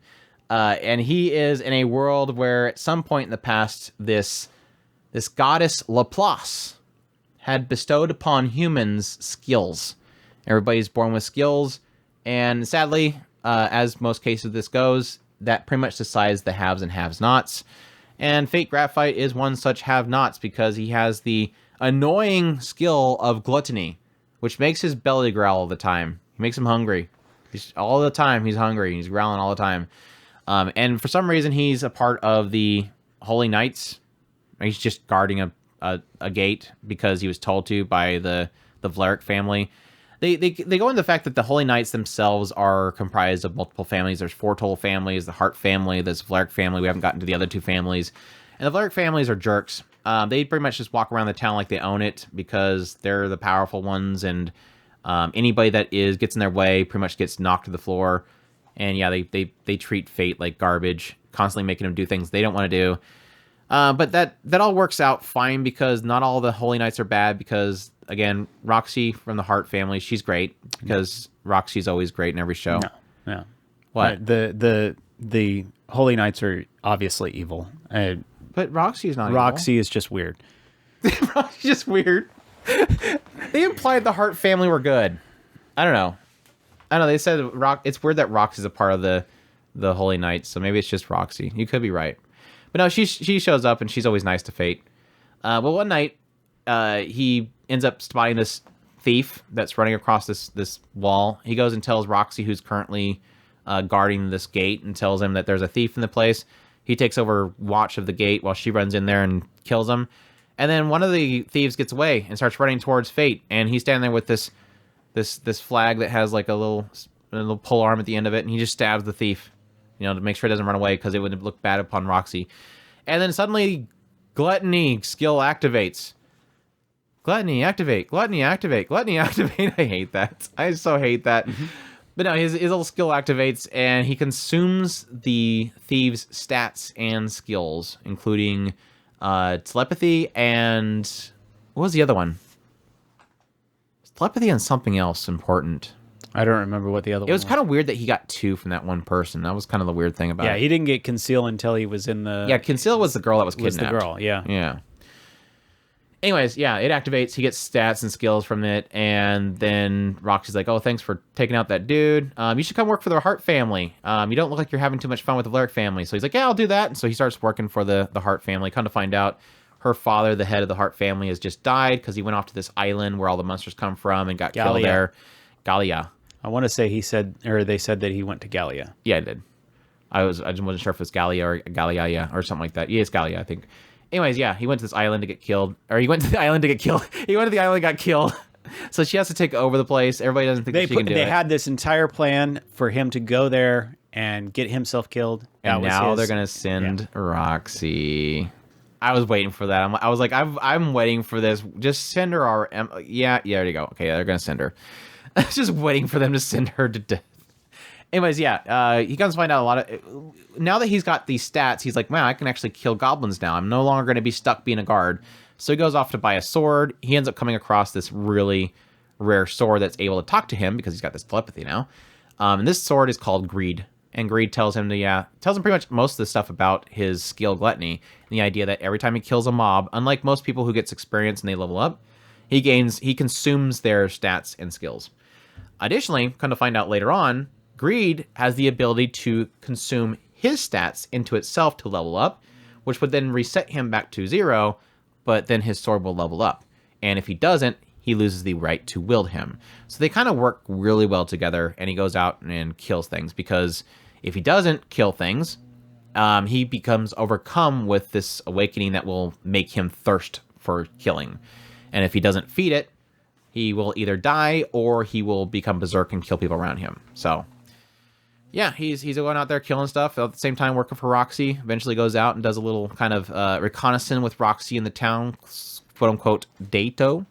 And eventually it comes to find out that she's actually looking into this mysterious lich that is killing goblins outside the city, which is actually him. They just assumed it's a lich that wandered into the area. And he figures eventually the knights are going to come after her to hunt him down. And then he goes out to this winery place with Roxy, and then they find a cobalt camp, and yeah. Thoughts? I don't know. I actually seem to really like this show. It kind of is working in a really good way. The entire time I was watching the first few episodes, I was thinking about Andrew going, okay, edge boy, edgy, edge. Can XX Darth Arthas XX, because that's literally what this entire show kind of comes off as. It's just as edgy as it can possibly be. It's XX Dark Death Lord XX. Yes, I mean I was having too much fun making fun of the fact that they have a Roxy character, they have an Edis character, they have a Laplace character, and a Mind character. So a Sentence and Bookworm and Mushoku Tensei fan, apparently. Mine? Yeah, I was thinking more along the lines of the girl from Shield Hero. So, I like I said, it really does work in a lot of ways for me. I kind of like that it has kind of a weight to him. The more he uses his power, the more the more he requires the growth. At the same time, Andrew mentioned in his video, and I agree, he technically has a reset with his sword. I really want to dig into the sword. What is the idea of? Is there basically the 7 deadly sins? I mean, obviously we got a character introduced in the last episode that it is obviously another one just similar to him. So it'll be interesting to dig into her and okay, what are the galleons? How are they involved in a lot of this? So yeah, there's a lot of stuff that is kind of already opened up and ready to go, and it's just feeding it well. Now, downside. On the downside, I don't much care for Darth Arthas, whatever his name is. I don't care for him. I think Roxy is cute, but at the same time, she's kind of blah. She's Dark Arthas? What? Wait, go back. Fate Graphite, whatever. I mean, even his name. Okay, I Fate mean, Grand Order. I got you. Even his name is Fate Black Fate. I get it. Haha. Yeah, Darth Arthur. But yeah, he's not really working for me. I kind of want him to be. He just kind of feels like he's going with the wind. He doesn't feel like he has any true motivation outside of, I have this power. What? My eyes are red now? I have to go kill things? Better go kill things. Stuff. Roxy's going somewhere? Better go with Roxy. Girl. No, I'm not caring for him. Roxy's not really that much. I do feel for her. I think that she is a decent character, but she feels like she's being pulled by the winds as well. And I don't care for, I want characters to actually have solid reasonings for the things that they're doing. You mean agency? Agency, yeah. Roxy needs agency? And when it comes to the bad guys, let's just not even talk about them. They're I was about to say, if you're saying that bad stuff about those characters, let's talk about the Vlerks, Chris. I don't know. I don't want to talk. I don't want to talk about the bad guys. You don't like the chick immortality. You don't like everybody else. I want the chalice of life. You don't like the girl from Shield Hero doing her little cackling at Fate as he's being smashed in the ground? I can't wait for Hato to die.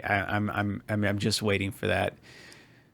Yeah. Yeah. Anyway. I forgot that he was cackling about finding immortality. I was like, oh, driving force, I guess. Something besides. It says something. It says something when the first time a character other than this cast in 4 episodes, when I see a new character, yeah, she looks really cool. I really like her outfit. I like her design and everything like that. But I was excited. Somebody who has a daggum gluttony skill or something. I want to know about that character. Get the rest of this cast off the screen. I want to see her. Yeah, I was excited to see mine because I'd seen her in the PVs and I like her character design. I like the tan girl, tribal outfit, massive X. Yeah, I'm like, yeah, I want to see her wreck things. And it's like later on, Roxy's like, oh yeah, we've seen this Galarian or whatever nearby, so maybe they kill the Cobalts. I'm like, yeah, I wish she did. That would have been cool to see her do something. But no, apparently she's like, oh, I'll let you have it. Peace. Like, I have a fight. Like do a throwdown right there. She's like, oh, Fate, you're a gluttoner too. Let's fight. Like, do something. I'm pretty much the same page. I'm surprised. I've enjoyed the show as much as I did, but at the same time, I agree with most everything Chris said. Is that I feel like these characters are kind of getting pulled along. Like, there is the reason why there's anything really happening is because Vlerick family's super mad, super mean, and thus Fate have bad days, and thus Roxy really cool because Roxy be nice to him after he had bad days because Vlerick family mean. And then it turns into, okay, now he's happy with Roxy, taking care of the Hart family. And they go out on dates. And oh yeah, Vlerick family mean, but Fate not scared no more because Fate got strong abilities. And then all this, and then the rest of the show is really just, I'm hungry. I gotta go feed it. I'm hungry, gotta go feed it. I'm hungry, gotta go feed it. I think there's a side of me that's like, there's a possibility this could be really interesting depending on how edgy it gets. Like, there's this heavy emphasis on the route, the road that he's going down is going to be very terrible, because every time he feeds it, it wants something more. And every time you feed something big to it, it wants something bigger. And it can no longer be satisfied by smaller things anymore. Like, he literally goes out to kill goblins again, and it's like, it ain't doing it no more. Like, you're literally not going to feed it by this no more. Now you have to go way out somewhere else to find something bigger. Or he has to PK. Yeah, there's other possibilities. He just has to kill Hado. And so he just has to start killing all the Holy Knights. Yep. Eventually he's going to run out of people.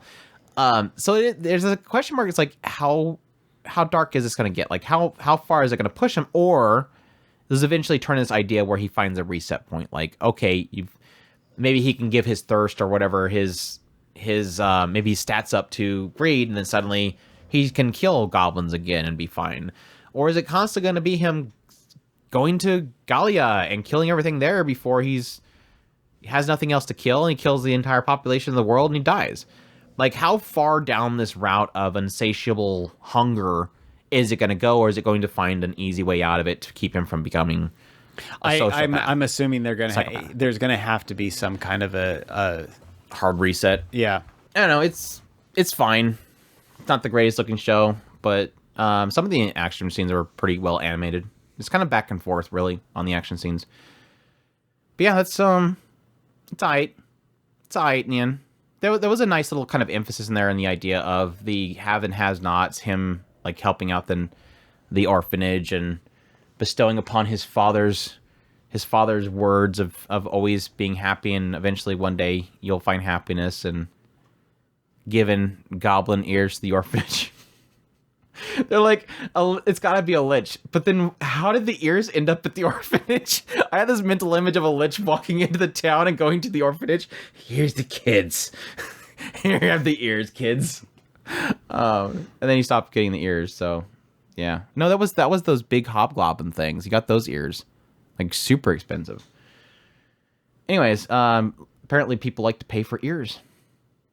Anyways, moving on, we have Kamonohashi Ron. I bet you watched that show, Chris. You probably love that show.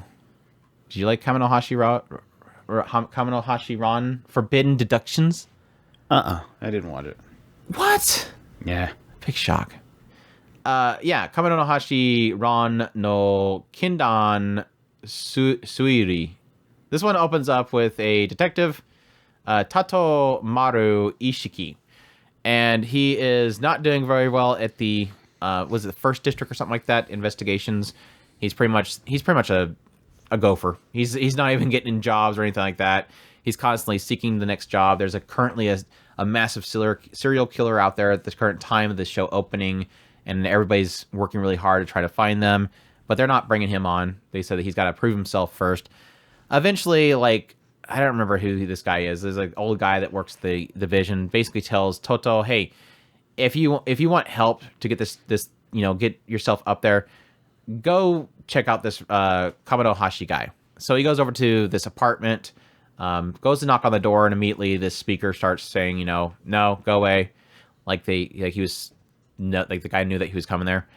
Eventually the guy opens the door when he mentions the fact that he was referred to him by this old man, and kind of find out this Kamonohashi, over time we find out that he is a genius, basically. A genius detective.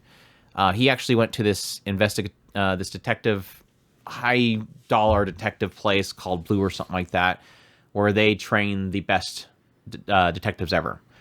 And he did so well, and he was the genius prodigy student. Like, scored perfect. But he has one quirk. Can you guess what it is? No. He's never arrested a single person. They all end up dead. And so, yeah, even when they were doing his tests, everybody died. yeah, we find this out by the fact that this Kamonohashi guy helps Toto as they go out on this job trying to find this serial killer. He goes to the next victim. They find the next victim's corpse. Kamonohashi shows up, and his whole shtick is that he likes to get down and close to the victims. So he'll just like jump up in the air, flip over on his back, and slam right down backside next to the corpse, and just tilt his head over and talk to the person. Hey, guy, I'm gonna find your killer. I'm gonna get revenge for you. And then he starts inspecting, and he'll find out like all the little things like usual detectives do. Like, oh well, he's got this little bit of speck of dust on his shoulder, which is actually from dirt that's from the northeastern region of Tokyo. And yeah, if you look at his shoes, he's got 5 scuff marks there, which kind of shows the imprints of escalator. He probably hit an escalator, so he probably went up an escalator that day. Does that whole thing. But he comes to find out that they're all drowned. They don't look wet. They're missing their wallets and stuff like that. Different things like that, which all comes to lead him to drag Toto over to a store shop or a clothing shop, gets him all dressed up in some fancy outfit, like he looks like a pimp basically. Then Kamo takes him all the way to this barbershop. He says, "Go in there, get your hair cut." So Toto goes in there and he goes to get his hair cut while Kamonohashi, this detective's outside, just kind of chilling. He's actually sitting on his back with his legs straight up as he's drinking like a protein thing or something like that. He's weird. He's kind of like was it L from Death Note? He's kind of a little weird. He's a little weird. Kind of sounded like it. But anyways, but yeah, Toto goes in there, says hi to the barber, goes over. The barber's like, "Okay, I'm going to shampoo your hair," sticks his head down inside the sink, and then suddenly Toto passes out. And then Kamonohashi, the great detective, walks in the door and says, "Ha ha, got you!" He was going to drown him in the shampoo sink thing because, yes, he found out that everybody that has been killed has been drowned somehow, lack of oxygen. They all needed a haircut at the time. They're all looking a little frizzy. They're all rich, and there's a couple other aspects that kind of equate them there. But anyways, Toto regains consciousness and like, "Whoa, well, no way, you figured that out." And then the guy runs off. The barber runs off. He's like, "I'm not gonna get caught by you guys." He goes to the rooftop. They get up there, and he's like, "Ah ha ha, I knew you were gonna come up here because I'm a great detective. I locked the gate to go across the other roof." And then immediately Toto asks him why he did it. The guy's like, "Because money. They swindled me out of my stocks when I was talking to these rich guys, and so I want to get their money back from them." And then Kamonohashi says, "You should die. You should jump off this building." The guy's like, "What are you talking about? You should jump off this building." The guy's like, "Okay." He goes over and he goes to jump off the building as Toto goes over there and grabs him and keeps him from jumping off the building. And Kamonohashi snaps out of it and says, "Crap, I did it again." Apparently, Kamonohashi's deal is that whenever he has not been doing cases for a long time. That's mainly because that blue organization has banned him from doing any solving of cases because anybody that he catches dies. They never see justice because they end up dying the moment he solves a case. His whole thing is that whenever he solves a case, he has a power or something to imprint upon somebody to take their own lives, basically. Like, makes them exact justice upon themselves. And it happens with, like, the second episode. This lady is stalked by somebody. She goes and rushes into her sister's house, grabs her sister's piggy bank, hits him over the head with it. He dies. She replaces her sister's piggy bank, and then drags the guy's body out to the creek, cleans up the mess, and then the reason they find out that it's her is because the sister reports to the police that somebody stole money from her piggy bank that you can't open without breaking it. Kamonohashi, being the genius he is, ends up figuring out the connection and, again, tells this girl who killed the guy that was attacking her in her sister's house in self-defense. He tells that girl to go jump in the water and drown herself. Like, it's not just like the serial killer that killed like 15 people. He's telling anybody that has committed a crime to go kill themselves. And so that's the weird oddity. Now, it makes sense, the chemistry between Toto, this, rookie, and Kamonohashi, that, I'm just call him Ron from now on. Toto and Ron. Ron's the genius detective. The chemistry works between Toto and Ron because Ron does not want to do detective work anymore. One, because he's barred from it, and if they find out that he's doing that, they'll probably hunt him down and kill him. But two, he doesn't want to solve cases because he everybody ends up dead. He has a 100% success rate, but he has a 100% death rate too. So he doesn't want to do anything. But the ongoing joke is that whenever he hears any whisper of a mystery, he immediately jumps on it. Like, you can say, like, there was a body and then cut off, and he's immediately like, let's go. Like, he gets so invested the moment he hears there's a mystery, a hint of it. So he keeps his ear plugged and everything when he first meets him because he doesn't want to hear anything about a mystery. But then the moment that his phone goes off, he hears the speakerphone say what the mystery is, and he immediately jumps on it because he can't resist it. So it's weird. They have a weird chemistry there. But yeah, my thoughts on the show. The third mystery is that they're trying to prove that Ron is doing the Blue organization is trying to. I hope it's called Blue. Otherwise, everybody that watched this show is like, it's not Blue. I think it's called Blue. This Blue organization is trying to find out if Ron is actually doing detective work, and if he is, they're going to take him down. So they essentially send one of their agents to orchestrate them all being brought to this the spa resort, or this hot spring inn resort, and then create a mystery that needs to be solved and see if he steps up to do it. And that's where they're being forced now, because somebody's being blamed for the killing that didn't necessarily do it, that we don't know that did it, and he's being forced to have to move his hand, and that's going to prove that he is solving cases, which he shouldn't be. Yeah, apparently if you solve cases, even if the people die, they don't want you to solve cases. Even though you're a genius detective, they could just stop people from killing themselves and just use them. But anyways, yeah, this is kind of one of those rookie with the genius type of stories. I find their chemistry between Ron and Tomonohashi fine. Tomomaru is fine as a character. The thing that I'm struggling with right now is because Ron knows that he's not supposed to be solving cases, he's trying to make Toto take credit for it. The problem that I'm having is that it's almost implying this idea that Toto is a genius detective. He just needs to get a little bit of a bump. The weird thing that kind of comes from that is like the piggy bank issue. Toto was sent to go solve the mystery about the piggy bank that lost its money. And while he's there at that house with the two sisters, they're trying to figure out why does this piggy bank weigh less than it used to? Well, obviously it was all in your mind. It wasn't weighing that much. But then at some point, Ron's like, okay, well, let's bust it open and find out. So they bust it open. Sure enough, there's not many coins in there. Then they send the coins off for, forensics to find out who the fingerprints are on it. It's the other sister.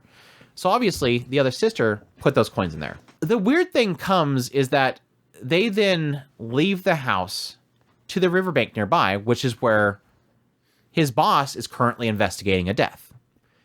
And so Ron goes over, jumps down on the ground, says hi to the guy that's dead, says, I'm going to avenge you, grabs something near the corpse, tosses it to Toto, and says, hey, Toto solved the case. And then he keeps nudging Toto, and Toto just kind of blurts out everything that happens. And I'm like, so are you implying that Toto knows what happened? Or is he just guessing based on what Ron's giving him? Because Ron's not saying, hey, do this or this. He does tell him to look in the bag, which ends up being the other piggy bank, which was the one that he, used to kill it. But it's like, it's not making it clear as to how that's working, but I do get the idea that Ron is supposed to be... Toto is becoming his puppet. He even jokes about that later. This is a successful attempt at you becoming my puppet. Because he wants to solve these cases. He has fun doing it. But he can't do it publicly. So Toto has to do what he does, and then he has to stop anybody from killing themselves because Ron's going to tell them to jump in the water. It's just a very... It's an okay show, but it doesn't make sense. Again, like, why does whenever a case is solved, does he suddenly have the urge to tell anybody, no matter how severe their case is, to go jump in a river and drown yourself? Again, this big organization that seems like that's obsessed with stopping him from solving cases. There's a lot of real weird oddities about the story itself. And mixed within there is... okay mysteries. Like they're not very cleverly set up mysteries. A lot of it's really he yells out a bunch of things that are on clothes that tells him what's going on, and then that means this is the bad guy. There's not much there's not much like foreshadowing that happens that you go, yeah, that's right, I caught that. So far it's not that type of mystery. It's not a mystery that gives you hints as it goes along that you can be a part of it. It always kind of turns out to be I'm the great detective. I solved everything. Everybody stand around. Everybody gather around. Let me tell you what happened. It's that kind of a mystery, which lends itself to not be that good. But I think they're doing well enough in the in-betweens, having at least a decent chemistry between Toto and Ron. So it's not a bad show at the same time. It's not a show it's not really connecting with me too much. And I don't know if that's because maybe it's geared towards a female audience, which wouldn't doubt it because the creator did Eldive, and Eldive was total pretty boy type show, wasn't it? I hated that show too. I don't hate this show. I just hated Eldive. I hated Eldive so bad. It's fine. Like it's a fine show. If this season wasn't so stupid packed, I would probably keep watching the show. But I don't see enough in here that is seemingly geared towards me. So I'll probably call it at this point. Call the time, Chris. What time is it? Yep, it's done. It's over for it. So that's Ron Kamonohashi. What else? Megan Dolly. Did you watch Megan Dolly? No. Oh my! You were gonna watch it, right? Nope. You're not gonna watch it? I have no intention on it. Watch one episode. Watch one episode, Chris. You love Sakamoto. I know you told me that. It's Sakamoto, Chris. You watched Saint Magic Power Omnipotent because you were spoiling it for me today. I'm watching the latest episode, and he's like, "Yep, this." I'm like, Chris, spoiler. I'm watching it right now. You literally see what episode I'm on, and you're like, I thought the way you said that, it sounded like you were ahead of me. You were just going back for screenshots. You do that every once in a while. Oh, I do that rarely. I get the screenshots as I go. Anyways, the Saint's Magic Powers Omnipotent 2. Seijo no Marioku no wa Bano desu Season 2. I really wanted to go watch the first season again before this season came out because I'm going to try to give you a synopsis of the first season. How long ago was that? Was that late? That was probably 3 years ago, wasn't it? Probably. But essentially, this kingdom in this fantasy world, they summon the Saint. The Saint is supposed to be the one that comes and fights off the miasma that is overtaking the lands and causing the monsters to spawn and attacking people. And they summon two girls. One is Aira Misono, and one is Sei Takanashi.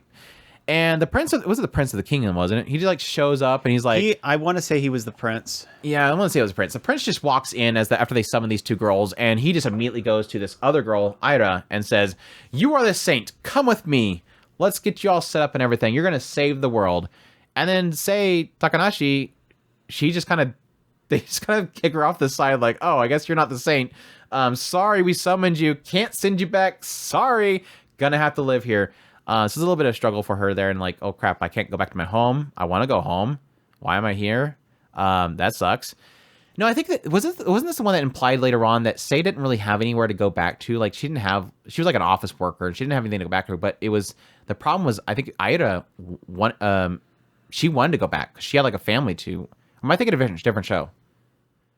I think you're right. I want to say that she really badly wants to go back, which definitely makes this season, this recent episode, kind of hurt me. But anyways, yeah. So what Sei basically does is go, okay, well, they don't need me. They brought me here. I can't go back. They gave me a little bit of money. She decides that she wants to try to become an herbalist in this world. So she, helps out this research place, does a lot of herbalist stuff, alchemy and stuff like that, learning different traits and stuff in this world. Eventually meets this hot commander guy, Albert Hawk, who's like super cool. He's a super cool guy. Albert Hawk's super cool. Does a lot of different stuff. Ends up creating like potions and stuff like that. Eventually, they discover she's got a lot of power. And so she ends up actually helping them with a lot of healing and stuff like that. Eventually, she joins a team that goes out and takes out miasma and everything. They end up then just pretty much discovering that... Ida doesn't really have too much an app to be the actual saint. It's just the prince was dumb and chose the wrong person. Yeah, and at some point he started like doubling and tripling down on building Ira up because he actually liked her, and he was trying to protect her. She's a cute high schooler. Why not? Yeah, it's kind of funny because it was a really kind of cool interplay. I mean, yes, I felt bad for Aya. I really after a certain point, you kind of realize as it kind of digs into it that he was really actually working on trying to protect her because he actually did like her, even when they found out that Sei was the saint and everything like that. They had like this formal apology because they literally just discarded the saint that's supposed to save their kingdom. Yeah. It's like, sorry we threw you off the corner. You're actually the saint. Can you please still save us? Yeah, I really did like that whole aspect with the prince and Ira, which again like fed in a little bit this season with the whole idea of her getting niceties from Japan technically, and kind of bringing her into the picture that she can try it out and stuff. I was like, that's so sweet. But yeah, going into the second season, they kind of open up with a banger. Like, I'm guessing that's a later point, or was that just kind of showing them? I assume that was showing when they were going out and taking all the miasma, because they had this big in this in between season 1 and season 2. It's literally Sei going out with Albert and everybody else, clearing all the miasma. Like, they fight back all the miasma that has been infecting the kingdom. And the opening of this season, it opens up with them fighting this dragon, and then she's nearly getting hit, and then it cuts forward, and they're back, in town. So I'm not sure if that's a look forward or just showing them how they were fighting, but I don't know why it would end on her being seemingly attacked and maybe killed. But that aside, this season kind of opens up with, they came back, they've done their whole venture out and taken all the miasma, and they're just kind of moving back on with their lives. Eventually, Sei ends up running into Kohi. She finds coffee. Yep. And she really badly wants a coffee. She likes coffee. She cooks coffee. And then it's like this little store that's selling coffee. And apparently she finds out there's this other kingdom out there that has some imports that are things that she's familiar with, like coffee, and eventually going out there and discovering all these different Japanese things like rice and stuff and curry that's being imported in that she really wants to start cooking and selling. And same time, she was doing cosmetic. What was the other thing? She was doing cosmetics. Yeah, she was doing cosmetics. She's selling her cosmetics. So that's a big thing that's going on. All the maids are loving her for it. Yes, they are. They make her a nice little dress too.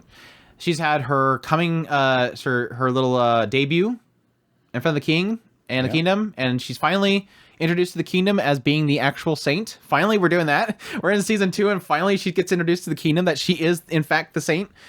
And yeah, that's opening doors for Hawks to have to step up, because Hawks is about to lose her.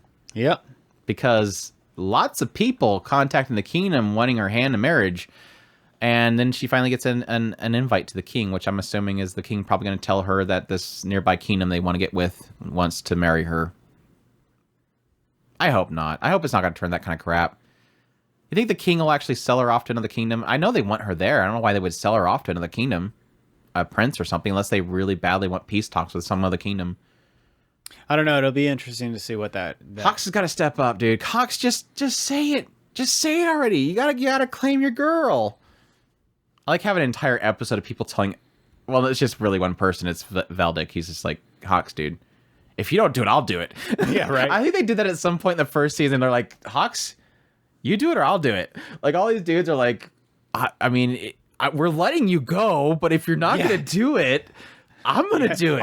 All these guys are being, gentlemen. They're being nice to Hawk. Yeah.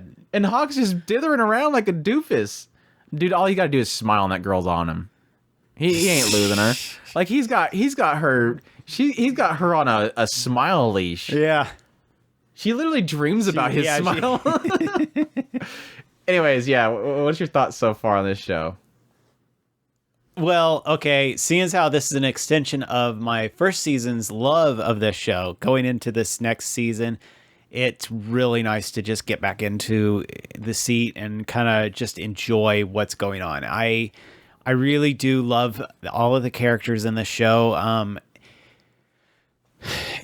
Introducing a new possible bad guy or whatever have you, new kind of directions that Sei is going, introducing new kind of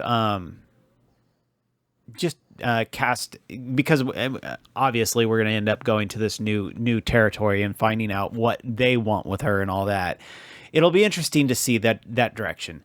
So yeah, I still love this show. I probably will always love this show unless it like really downgrades in some way, shape, or form, which I seriously doubt it. They've treated it with a lot of respect. So yes, I'm very, very excited about it. Yeah, I will say, first season I loved to death. I absolutely love the first season. I was so happy to hear the second season got announced for it, just because I wanted to kind of just transition to a second season, just keep at that same greatness. I mostly love this series because I loved Sei's character. I think she's a fantastic female lead. She's got just enough spunk in there. She's gentle at the same time. There's a lot of heart in her as well. She likes to help people. And that showed in her becoming literally the saint of this world, wanting to protect people, wanting to heal people, despite the fact that people keep telling her, girl, don't heal people. You're going to reveal who you are. Like, they remember that whole like scene where like a bunch of people were injured, like a war or something like that. And it was a bunch of people that were injured in this one barracks. And she just goes around and starts healing everybody. It's like, you gotta stop. They did that again this season, that idea of like, she's supposed to be undercover, but she can't help herself. Like, she's got to go over there. Like, I'll just give a potion. But the potion's going to give you away. I'll just tell I got it from somebody else. She's like that. She does not like turn a blind eye to people, and it kind of lends itself to her being the saint. That's why everybody adores her, is that she's so selfless. She's got so much character. I love her quirkiness. I love her spouts of different characters, constantly back and forth with Valdic, him constantly telling her to do things, but then at the same time indulging himself in whatever she puts together. Sitting there, won't go away when she's making rice. It's got a great cast of characters that all... I will admit that I don't think I ever found most of the male characters to be that interesting.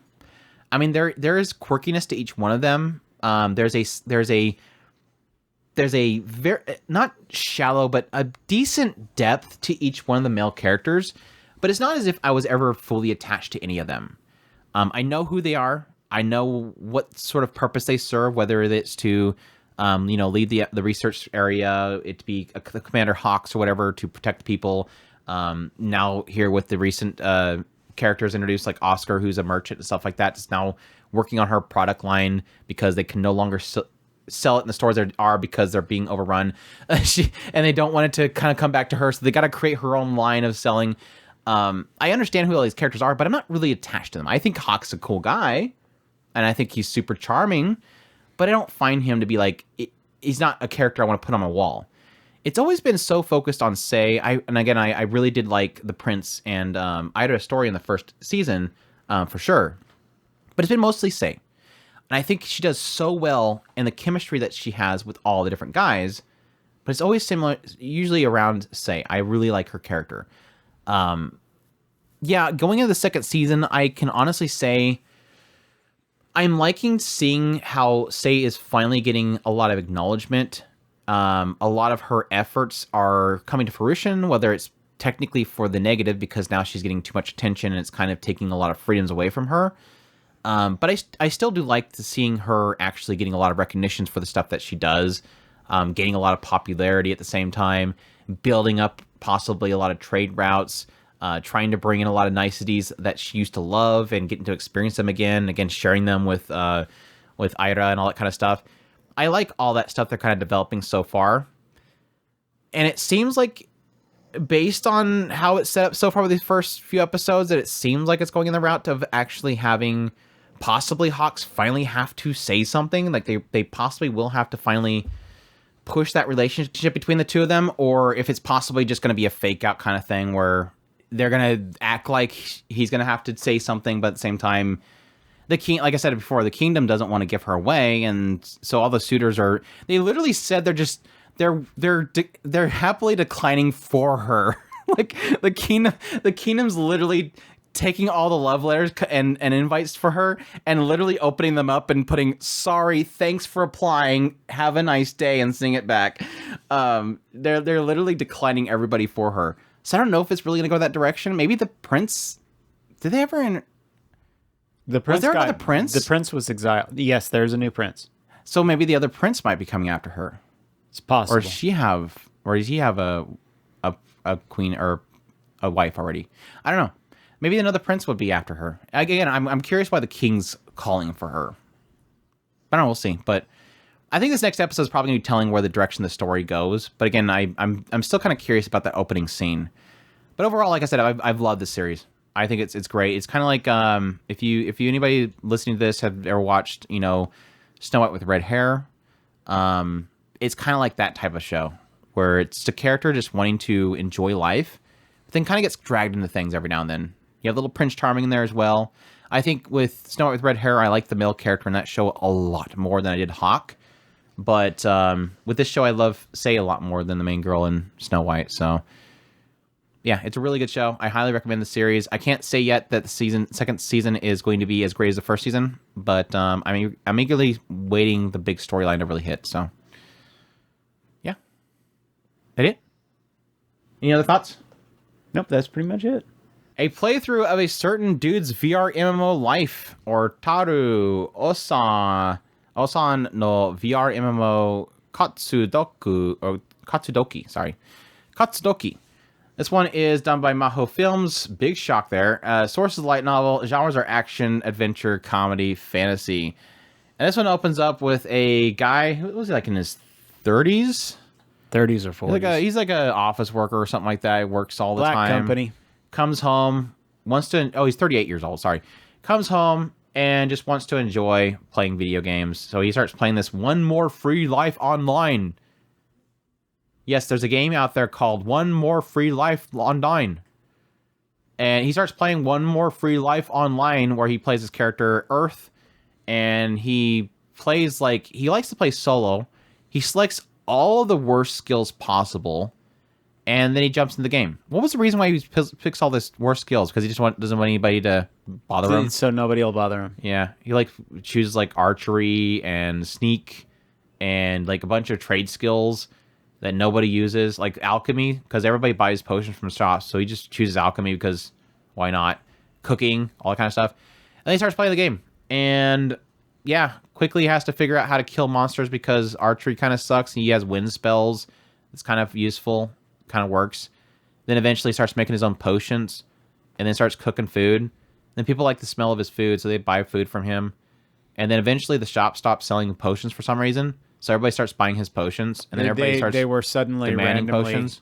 They were randomly decided that they wanted it to be on a short supply or something like that. Yeah, and then he starts crafting. Now they have supply issues all the time. Yeah, so he starts crafting his own weapons. Makes this two bows put together for some reason, bow and blades for his shoes. Yeah, because he did get kick skill, and the kick skill is supposed to be very useless, but then he makes kick still really useful.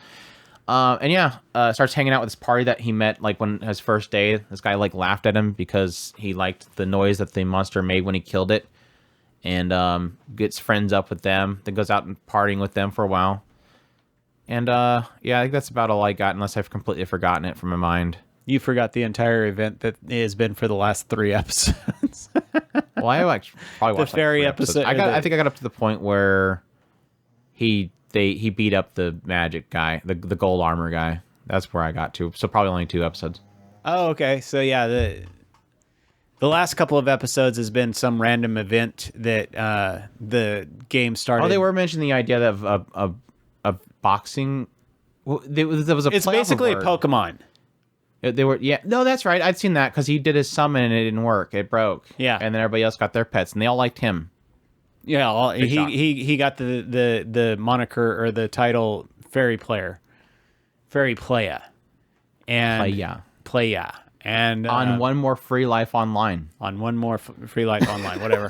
But yeah, they went through that entire thing. He basically kept reprimanding people for treating their Pokemon, their digital monsters badly, and whenever stop being mean to your code. Yeah, stop being mean to your Pokemon, and eventually all the Pokemon really liked him, and then they went through a PvP event because the PvP event might make your crystal come back, but he decided he didn't want to do the Pokemon event, and then at the I don't want to do the Pokemon event anymore. I'm wondering how many people are because you're mistreating your Pokemon. If I go to the event, then I'm pro abuse of Pokemon because we fight them to each other. Is that why he didn't do it? Did he not do the Pokemon match because it would fight them together and he didn't want them? I don't know. It was just silly. But no, the fairies apparently were kind of getting more powerful from doing the event, but he still decided not to do it. And at the end of it, there was this guy in a silver armor. Oh, this is the silver one, not the gold one. Yeah, he was mad at the other guy. He was mad at another guy named Glad, and so he asked. I don't know what Earth had to do with. So wait. It wasn't mad. It was Glad. It was Glad. He was mad at Glad. Get Glad. Sorry. He was mad at Glad because apparently. Oh no, that's right. He was apparently targeting people who had the Fairy Playa title.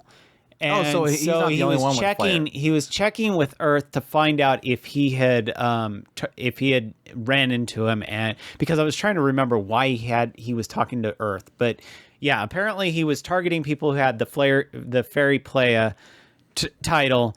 And when Earth said he had never met him, he went, okay, whatever. I'm going to the tournament and I'm going to fight against him and scold him and get on to him. But he failed miserably, and at the same time, after that, Glad's kind of fairy. My joke died. I'm trying to let it die.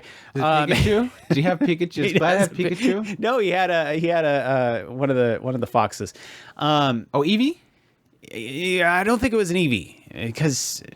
But it was a dark Eevee, the Sylveon or whatever. Vaporeon? Vaporeon, yeah. I cannot believe that came to my mind. But anyway, no, his Dark Wolf got leveled up, turned around and said, I refuse, and turned into the Fairy Queen. And the Fairy Queen... Wait, Glad got the Fairy Queen? Yeah, Glad got the Fairy Queen, but the Fairy Queen said, nah, I ain't doing that. I'm going to go with Earth because I'm going to go. Basically, that's what it sounds like. Is he said, I'm going to fight so Earth. Is the player thing like he gets with all the fairies? He's like a playa, or is this he's a player, but it's just a play off of that? I think it was kind of implying that all the fairies loved him. Okay, so he's a playa. Okay, so there was three of them. Fairy harem. There was three of them. So they're all turning into cute girls, or are they just staying the animals and it's just Fairy Queen turns into a girl? I think Fairy Queen turned into a girl. Okay. But yeah, that's the other episodes that Andrew missed. That felt like 5 episodes, and I don't think I missed that many episodes, but I probably did. That sounds exhilarating. I actually like it. I'm so glad that things got more intense is. since I finished watching it. I don't know. It kind of is bordering this edge of just kind of being this weird slow life type game show that is kind of just working for me. I kind of like the finding weird ways of doing the things that nobody else likes, and that makes him not necessarily OP, because he's definitely not, but it's definitely giving him this weird kind of niche that he's fulfilling in this game, and I really do like that it's pulling that off. Going into the weird fairy tournament, I didn't hate it. It's just kind of this weird thing that they were doing, and I like it. It's doing different things with these ideas, and I kind of like that it's pulling those off. Can't say that much about a lot of the characters revolving around Earth. Earth is fine in himself. Kind of wish that some of the there would be somebody to kind of offset him. Maybe the Fairy Queen will do that for him. But as it stands right now, there's not a lot of chemistry around him. It's just Earth is kind of experimenting in weird ways and doing these weird things. And so far, I'm enjoying it. That's why I missed one episode, and legit one episode aired today, and Chris was on top of it. That's how devoted Chris was. An episode dropped today, and he hit that quick before today's podcast. Yeah, Yeah, it made me feel like that was like 3 episodes I missed. I only missed 2 episodes. But no, I don't like the show. I think it's fine. But again, this is kind of one of those. Again, I'm going to say this a lot on our first impressions. Is I'm planning on not watching quite a few shows this season, and this is definitely one of the ones where I'm looking at it and going, this or Apothecary Diaries, this or Farron, this or Overtake, this one or Miggy. There's so many other shows that I can think are going to give me so much more value than this show.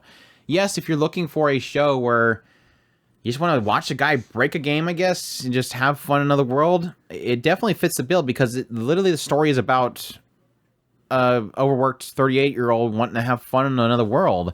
And it obviously feels like everything in the world is breaking just for his pleasure, so why not? But that's kind of where I think I have my difficulties in actually enjoying it. It's kind of, one of those stories where I did all the useless stuff, but then it all ends up being extremely useful. And that's partly a storyline that I find to be kind of tired at this point. Oh, he's Archer. Nobody does archery. Archery, he does a way that makes it overpowered. Oh, well, nobody uses this ability. Oh, nobody does crafting. No, nobody does potions. And everything suddenly works for him. So I'm guessing, I don't know, maybe his sister has a bro complex and she works at the company, so she's making everything, I don't know, all the mechanics work around what he got. Oh, let's just make potions not work anymore. Oh, let's make it to where cooking like smells really good and people have the desire to pay a lot of money to eat digital food. That was a weird one. I don't have an answer. Don't ask me. I mean, I guess I get the whole idea that a VR system could be like implement smell-o-vision, but it's like, oh my gosh, I'm gonna spend my evening waiting in line to buy a burger thought about from a guy in a virtual world. I thought about it for like 5 seconds, and I was like, nah. Moving on, Moving on. Go on to the Fairy Queen. I mean, making Pokemon. making the Karage for the Pokemon made sense. That worked for me. That makes sense. Making it to where people are super into whatever he cooks didn't make sense. I've thought about it for 5 seconds and moved on. That was my other issue. Is like they had the whole thing with again. He chose the worst skills, worst everything. And then, again, the potion stuff happens. Supply and demand happens. Everybody is clamoring to him to make potions. He's got all of his friends showing up, and they're all helping him distribute and everything like that. I was like, that's cool. And then the big mean guy in the starting zone shows up with gold armor, and he's super bad. He's pushing everybody around. Everybody's like, don't get involved with him, everything like that. Okay, fight me. Okay, suddenly Earth has like massive amounts of confidence that he's going to take out this dude in this crazy armor and everything. I think it's sort of implied the idea that the guy was all show and not really a good player, but it's like, where did he get that emphasis and why did he get so much confidence out of nowhere that his useless kick skill, his wind attack, and his bow was going to beat this dude? I think the wind skill was supposed to be useless as well. Yeah. Now, the only thing he chose everything useless. It was the only one that was useful when he was fighting the rabbits. That's what I mean. The only reason I could give was maybe he wasn't expecting whatever it was that... he definitely caught the dude off guard. Yeah. So whether or not... And shot him in the neck. Yeah, the kick skill, he wasn't expecting the kick skill for whatever reason. And which is supposed to be really weak, and that's why nobody uses it. But it's suddenly very useful. I don't know. It just felt weird. It was like, okay, he suddenly has a massive amount of confidence on this guy. Okay, he just shot him in the neck, whatever. He's OP main character using useless skills that are all useful. But no, that's just... It's not the worst looking show. I think for Maho Films, I usually have zero expectations because they make very, in my opinion, bad looking shows. And I don't think this show is kind of up par with that, but not as bad as usual. I don't know if it's gotten better or worse in 2 episodes. I would say it was all that impressive. Yeah, so it's not gotten any better. I only expect to go downhill from here because Maho Films typically does go downhill from the early episodes onward. So I don't know. It's a hard pass for me, but I recommend it if any of that sounds interesting. I mean, like I said, it seems like a chill show. Just I'm not in the mood for it, honestly. I'm not in the mood for another. I have a useless skill, but it's actually OP, and we hang out, and I'm OP. But yeah, it's a playthrough of a certain dude's VRMMO life. Check that out if that's interesting to you. That was good. How many did we get out? 1, 2, 3, 4, 5, 6, 7, 8, 9, 10. We got 10. only 6 more podcast episodes. We're not doing 70 shows. I don't know. I'll have to figure it out. I think I came up with like 45 or something like that. I think I would probably be checking out. So I think we'll probably knock it out in like 3-4 episodes. We'll see. Some shows will be easier to go through and some won't. But yeah. That's it for this first impressions of the fall 2023 anime season. You may all submit your comments on the Discord and stuff, blaming Chris for not being able to do Farron on the first episode of the first impressions. Directed to you. I seen you pop up on Discord the other day. I was like, oh, I'm not the only person in OS Brother. I keep popping in there. OS Brother is just always just me, and then I finally see Chris pop up there, and I'm like, oh, I'm not the only one in the OS Brothers. I'm not alone up there. I'm just joking. It's fine. But yeah, otakuspirit.com. There's a link to our Discord. It's discord.com or discord.otakuspirit.com. Also in YouTube, the description, there is a link to our Discord. Great community of people there. We're going to be starting our picks for the best of 2023 here soon. We're going to start off with winter season, go into fall, summer, and do a bunch of other stuff before we go into like the overall. So we like to get started early because we like to give people like a week or so to give their votes and stuff. But it's going to be a lot of fun. So become a part of the community before then. Otherwise, we'll kick your vote out. Some randos popping in there, lurkers, giving their votes and stuff. It's for our community only. It's a good way to prune too. Just do that at everyone and they just leave. They scurry like cockroaches. All the lurkers just scurry because they're tired of seeing everyone notifications pop up. But yeah, it's good stuff. But again, we're at otakuspirit.com. That's where all of our links are to our ways to support us as well, like Patreon, tips, links, all that good stuff, and become a member of the YouTube channel, youtube.com/otakuspirit. But yeah, we greatly appreciate you guys' support, and we hope you enjoyed, and you all take care. Os.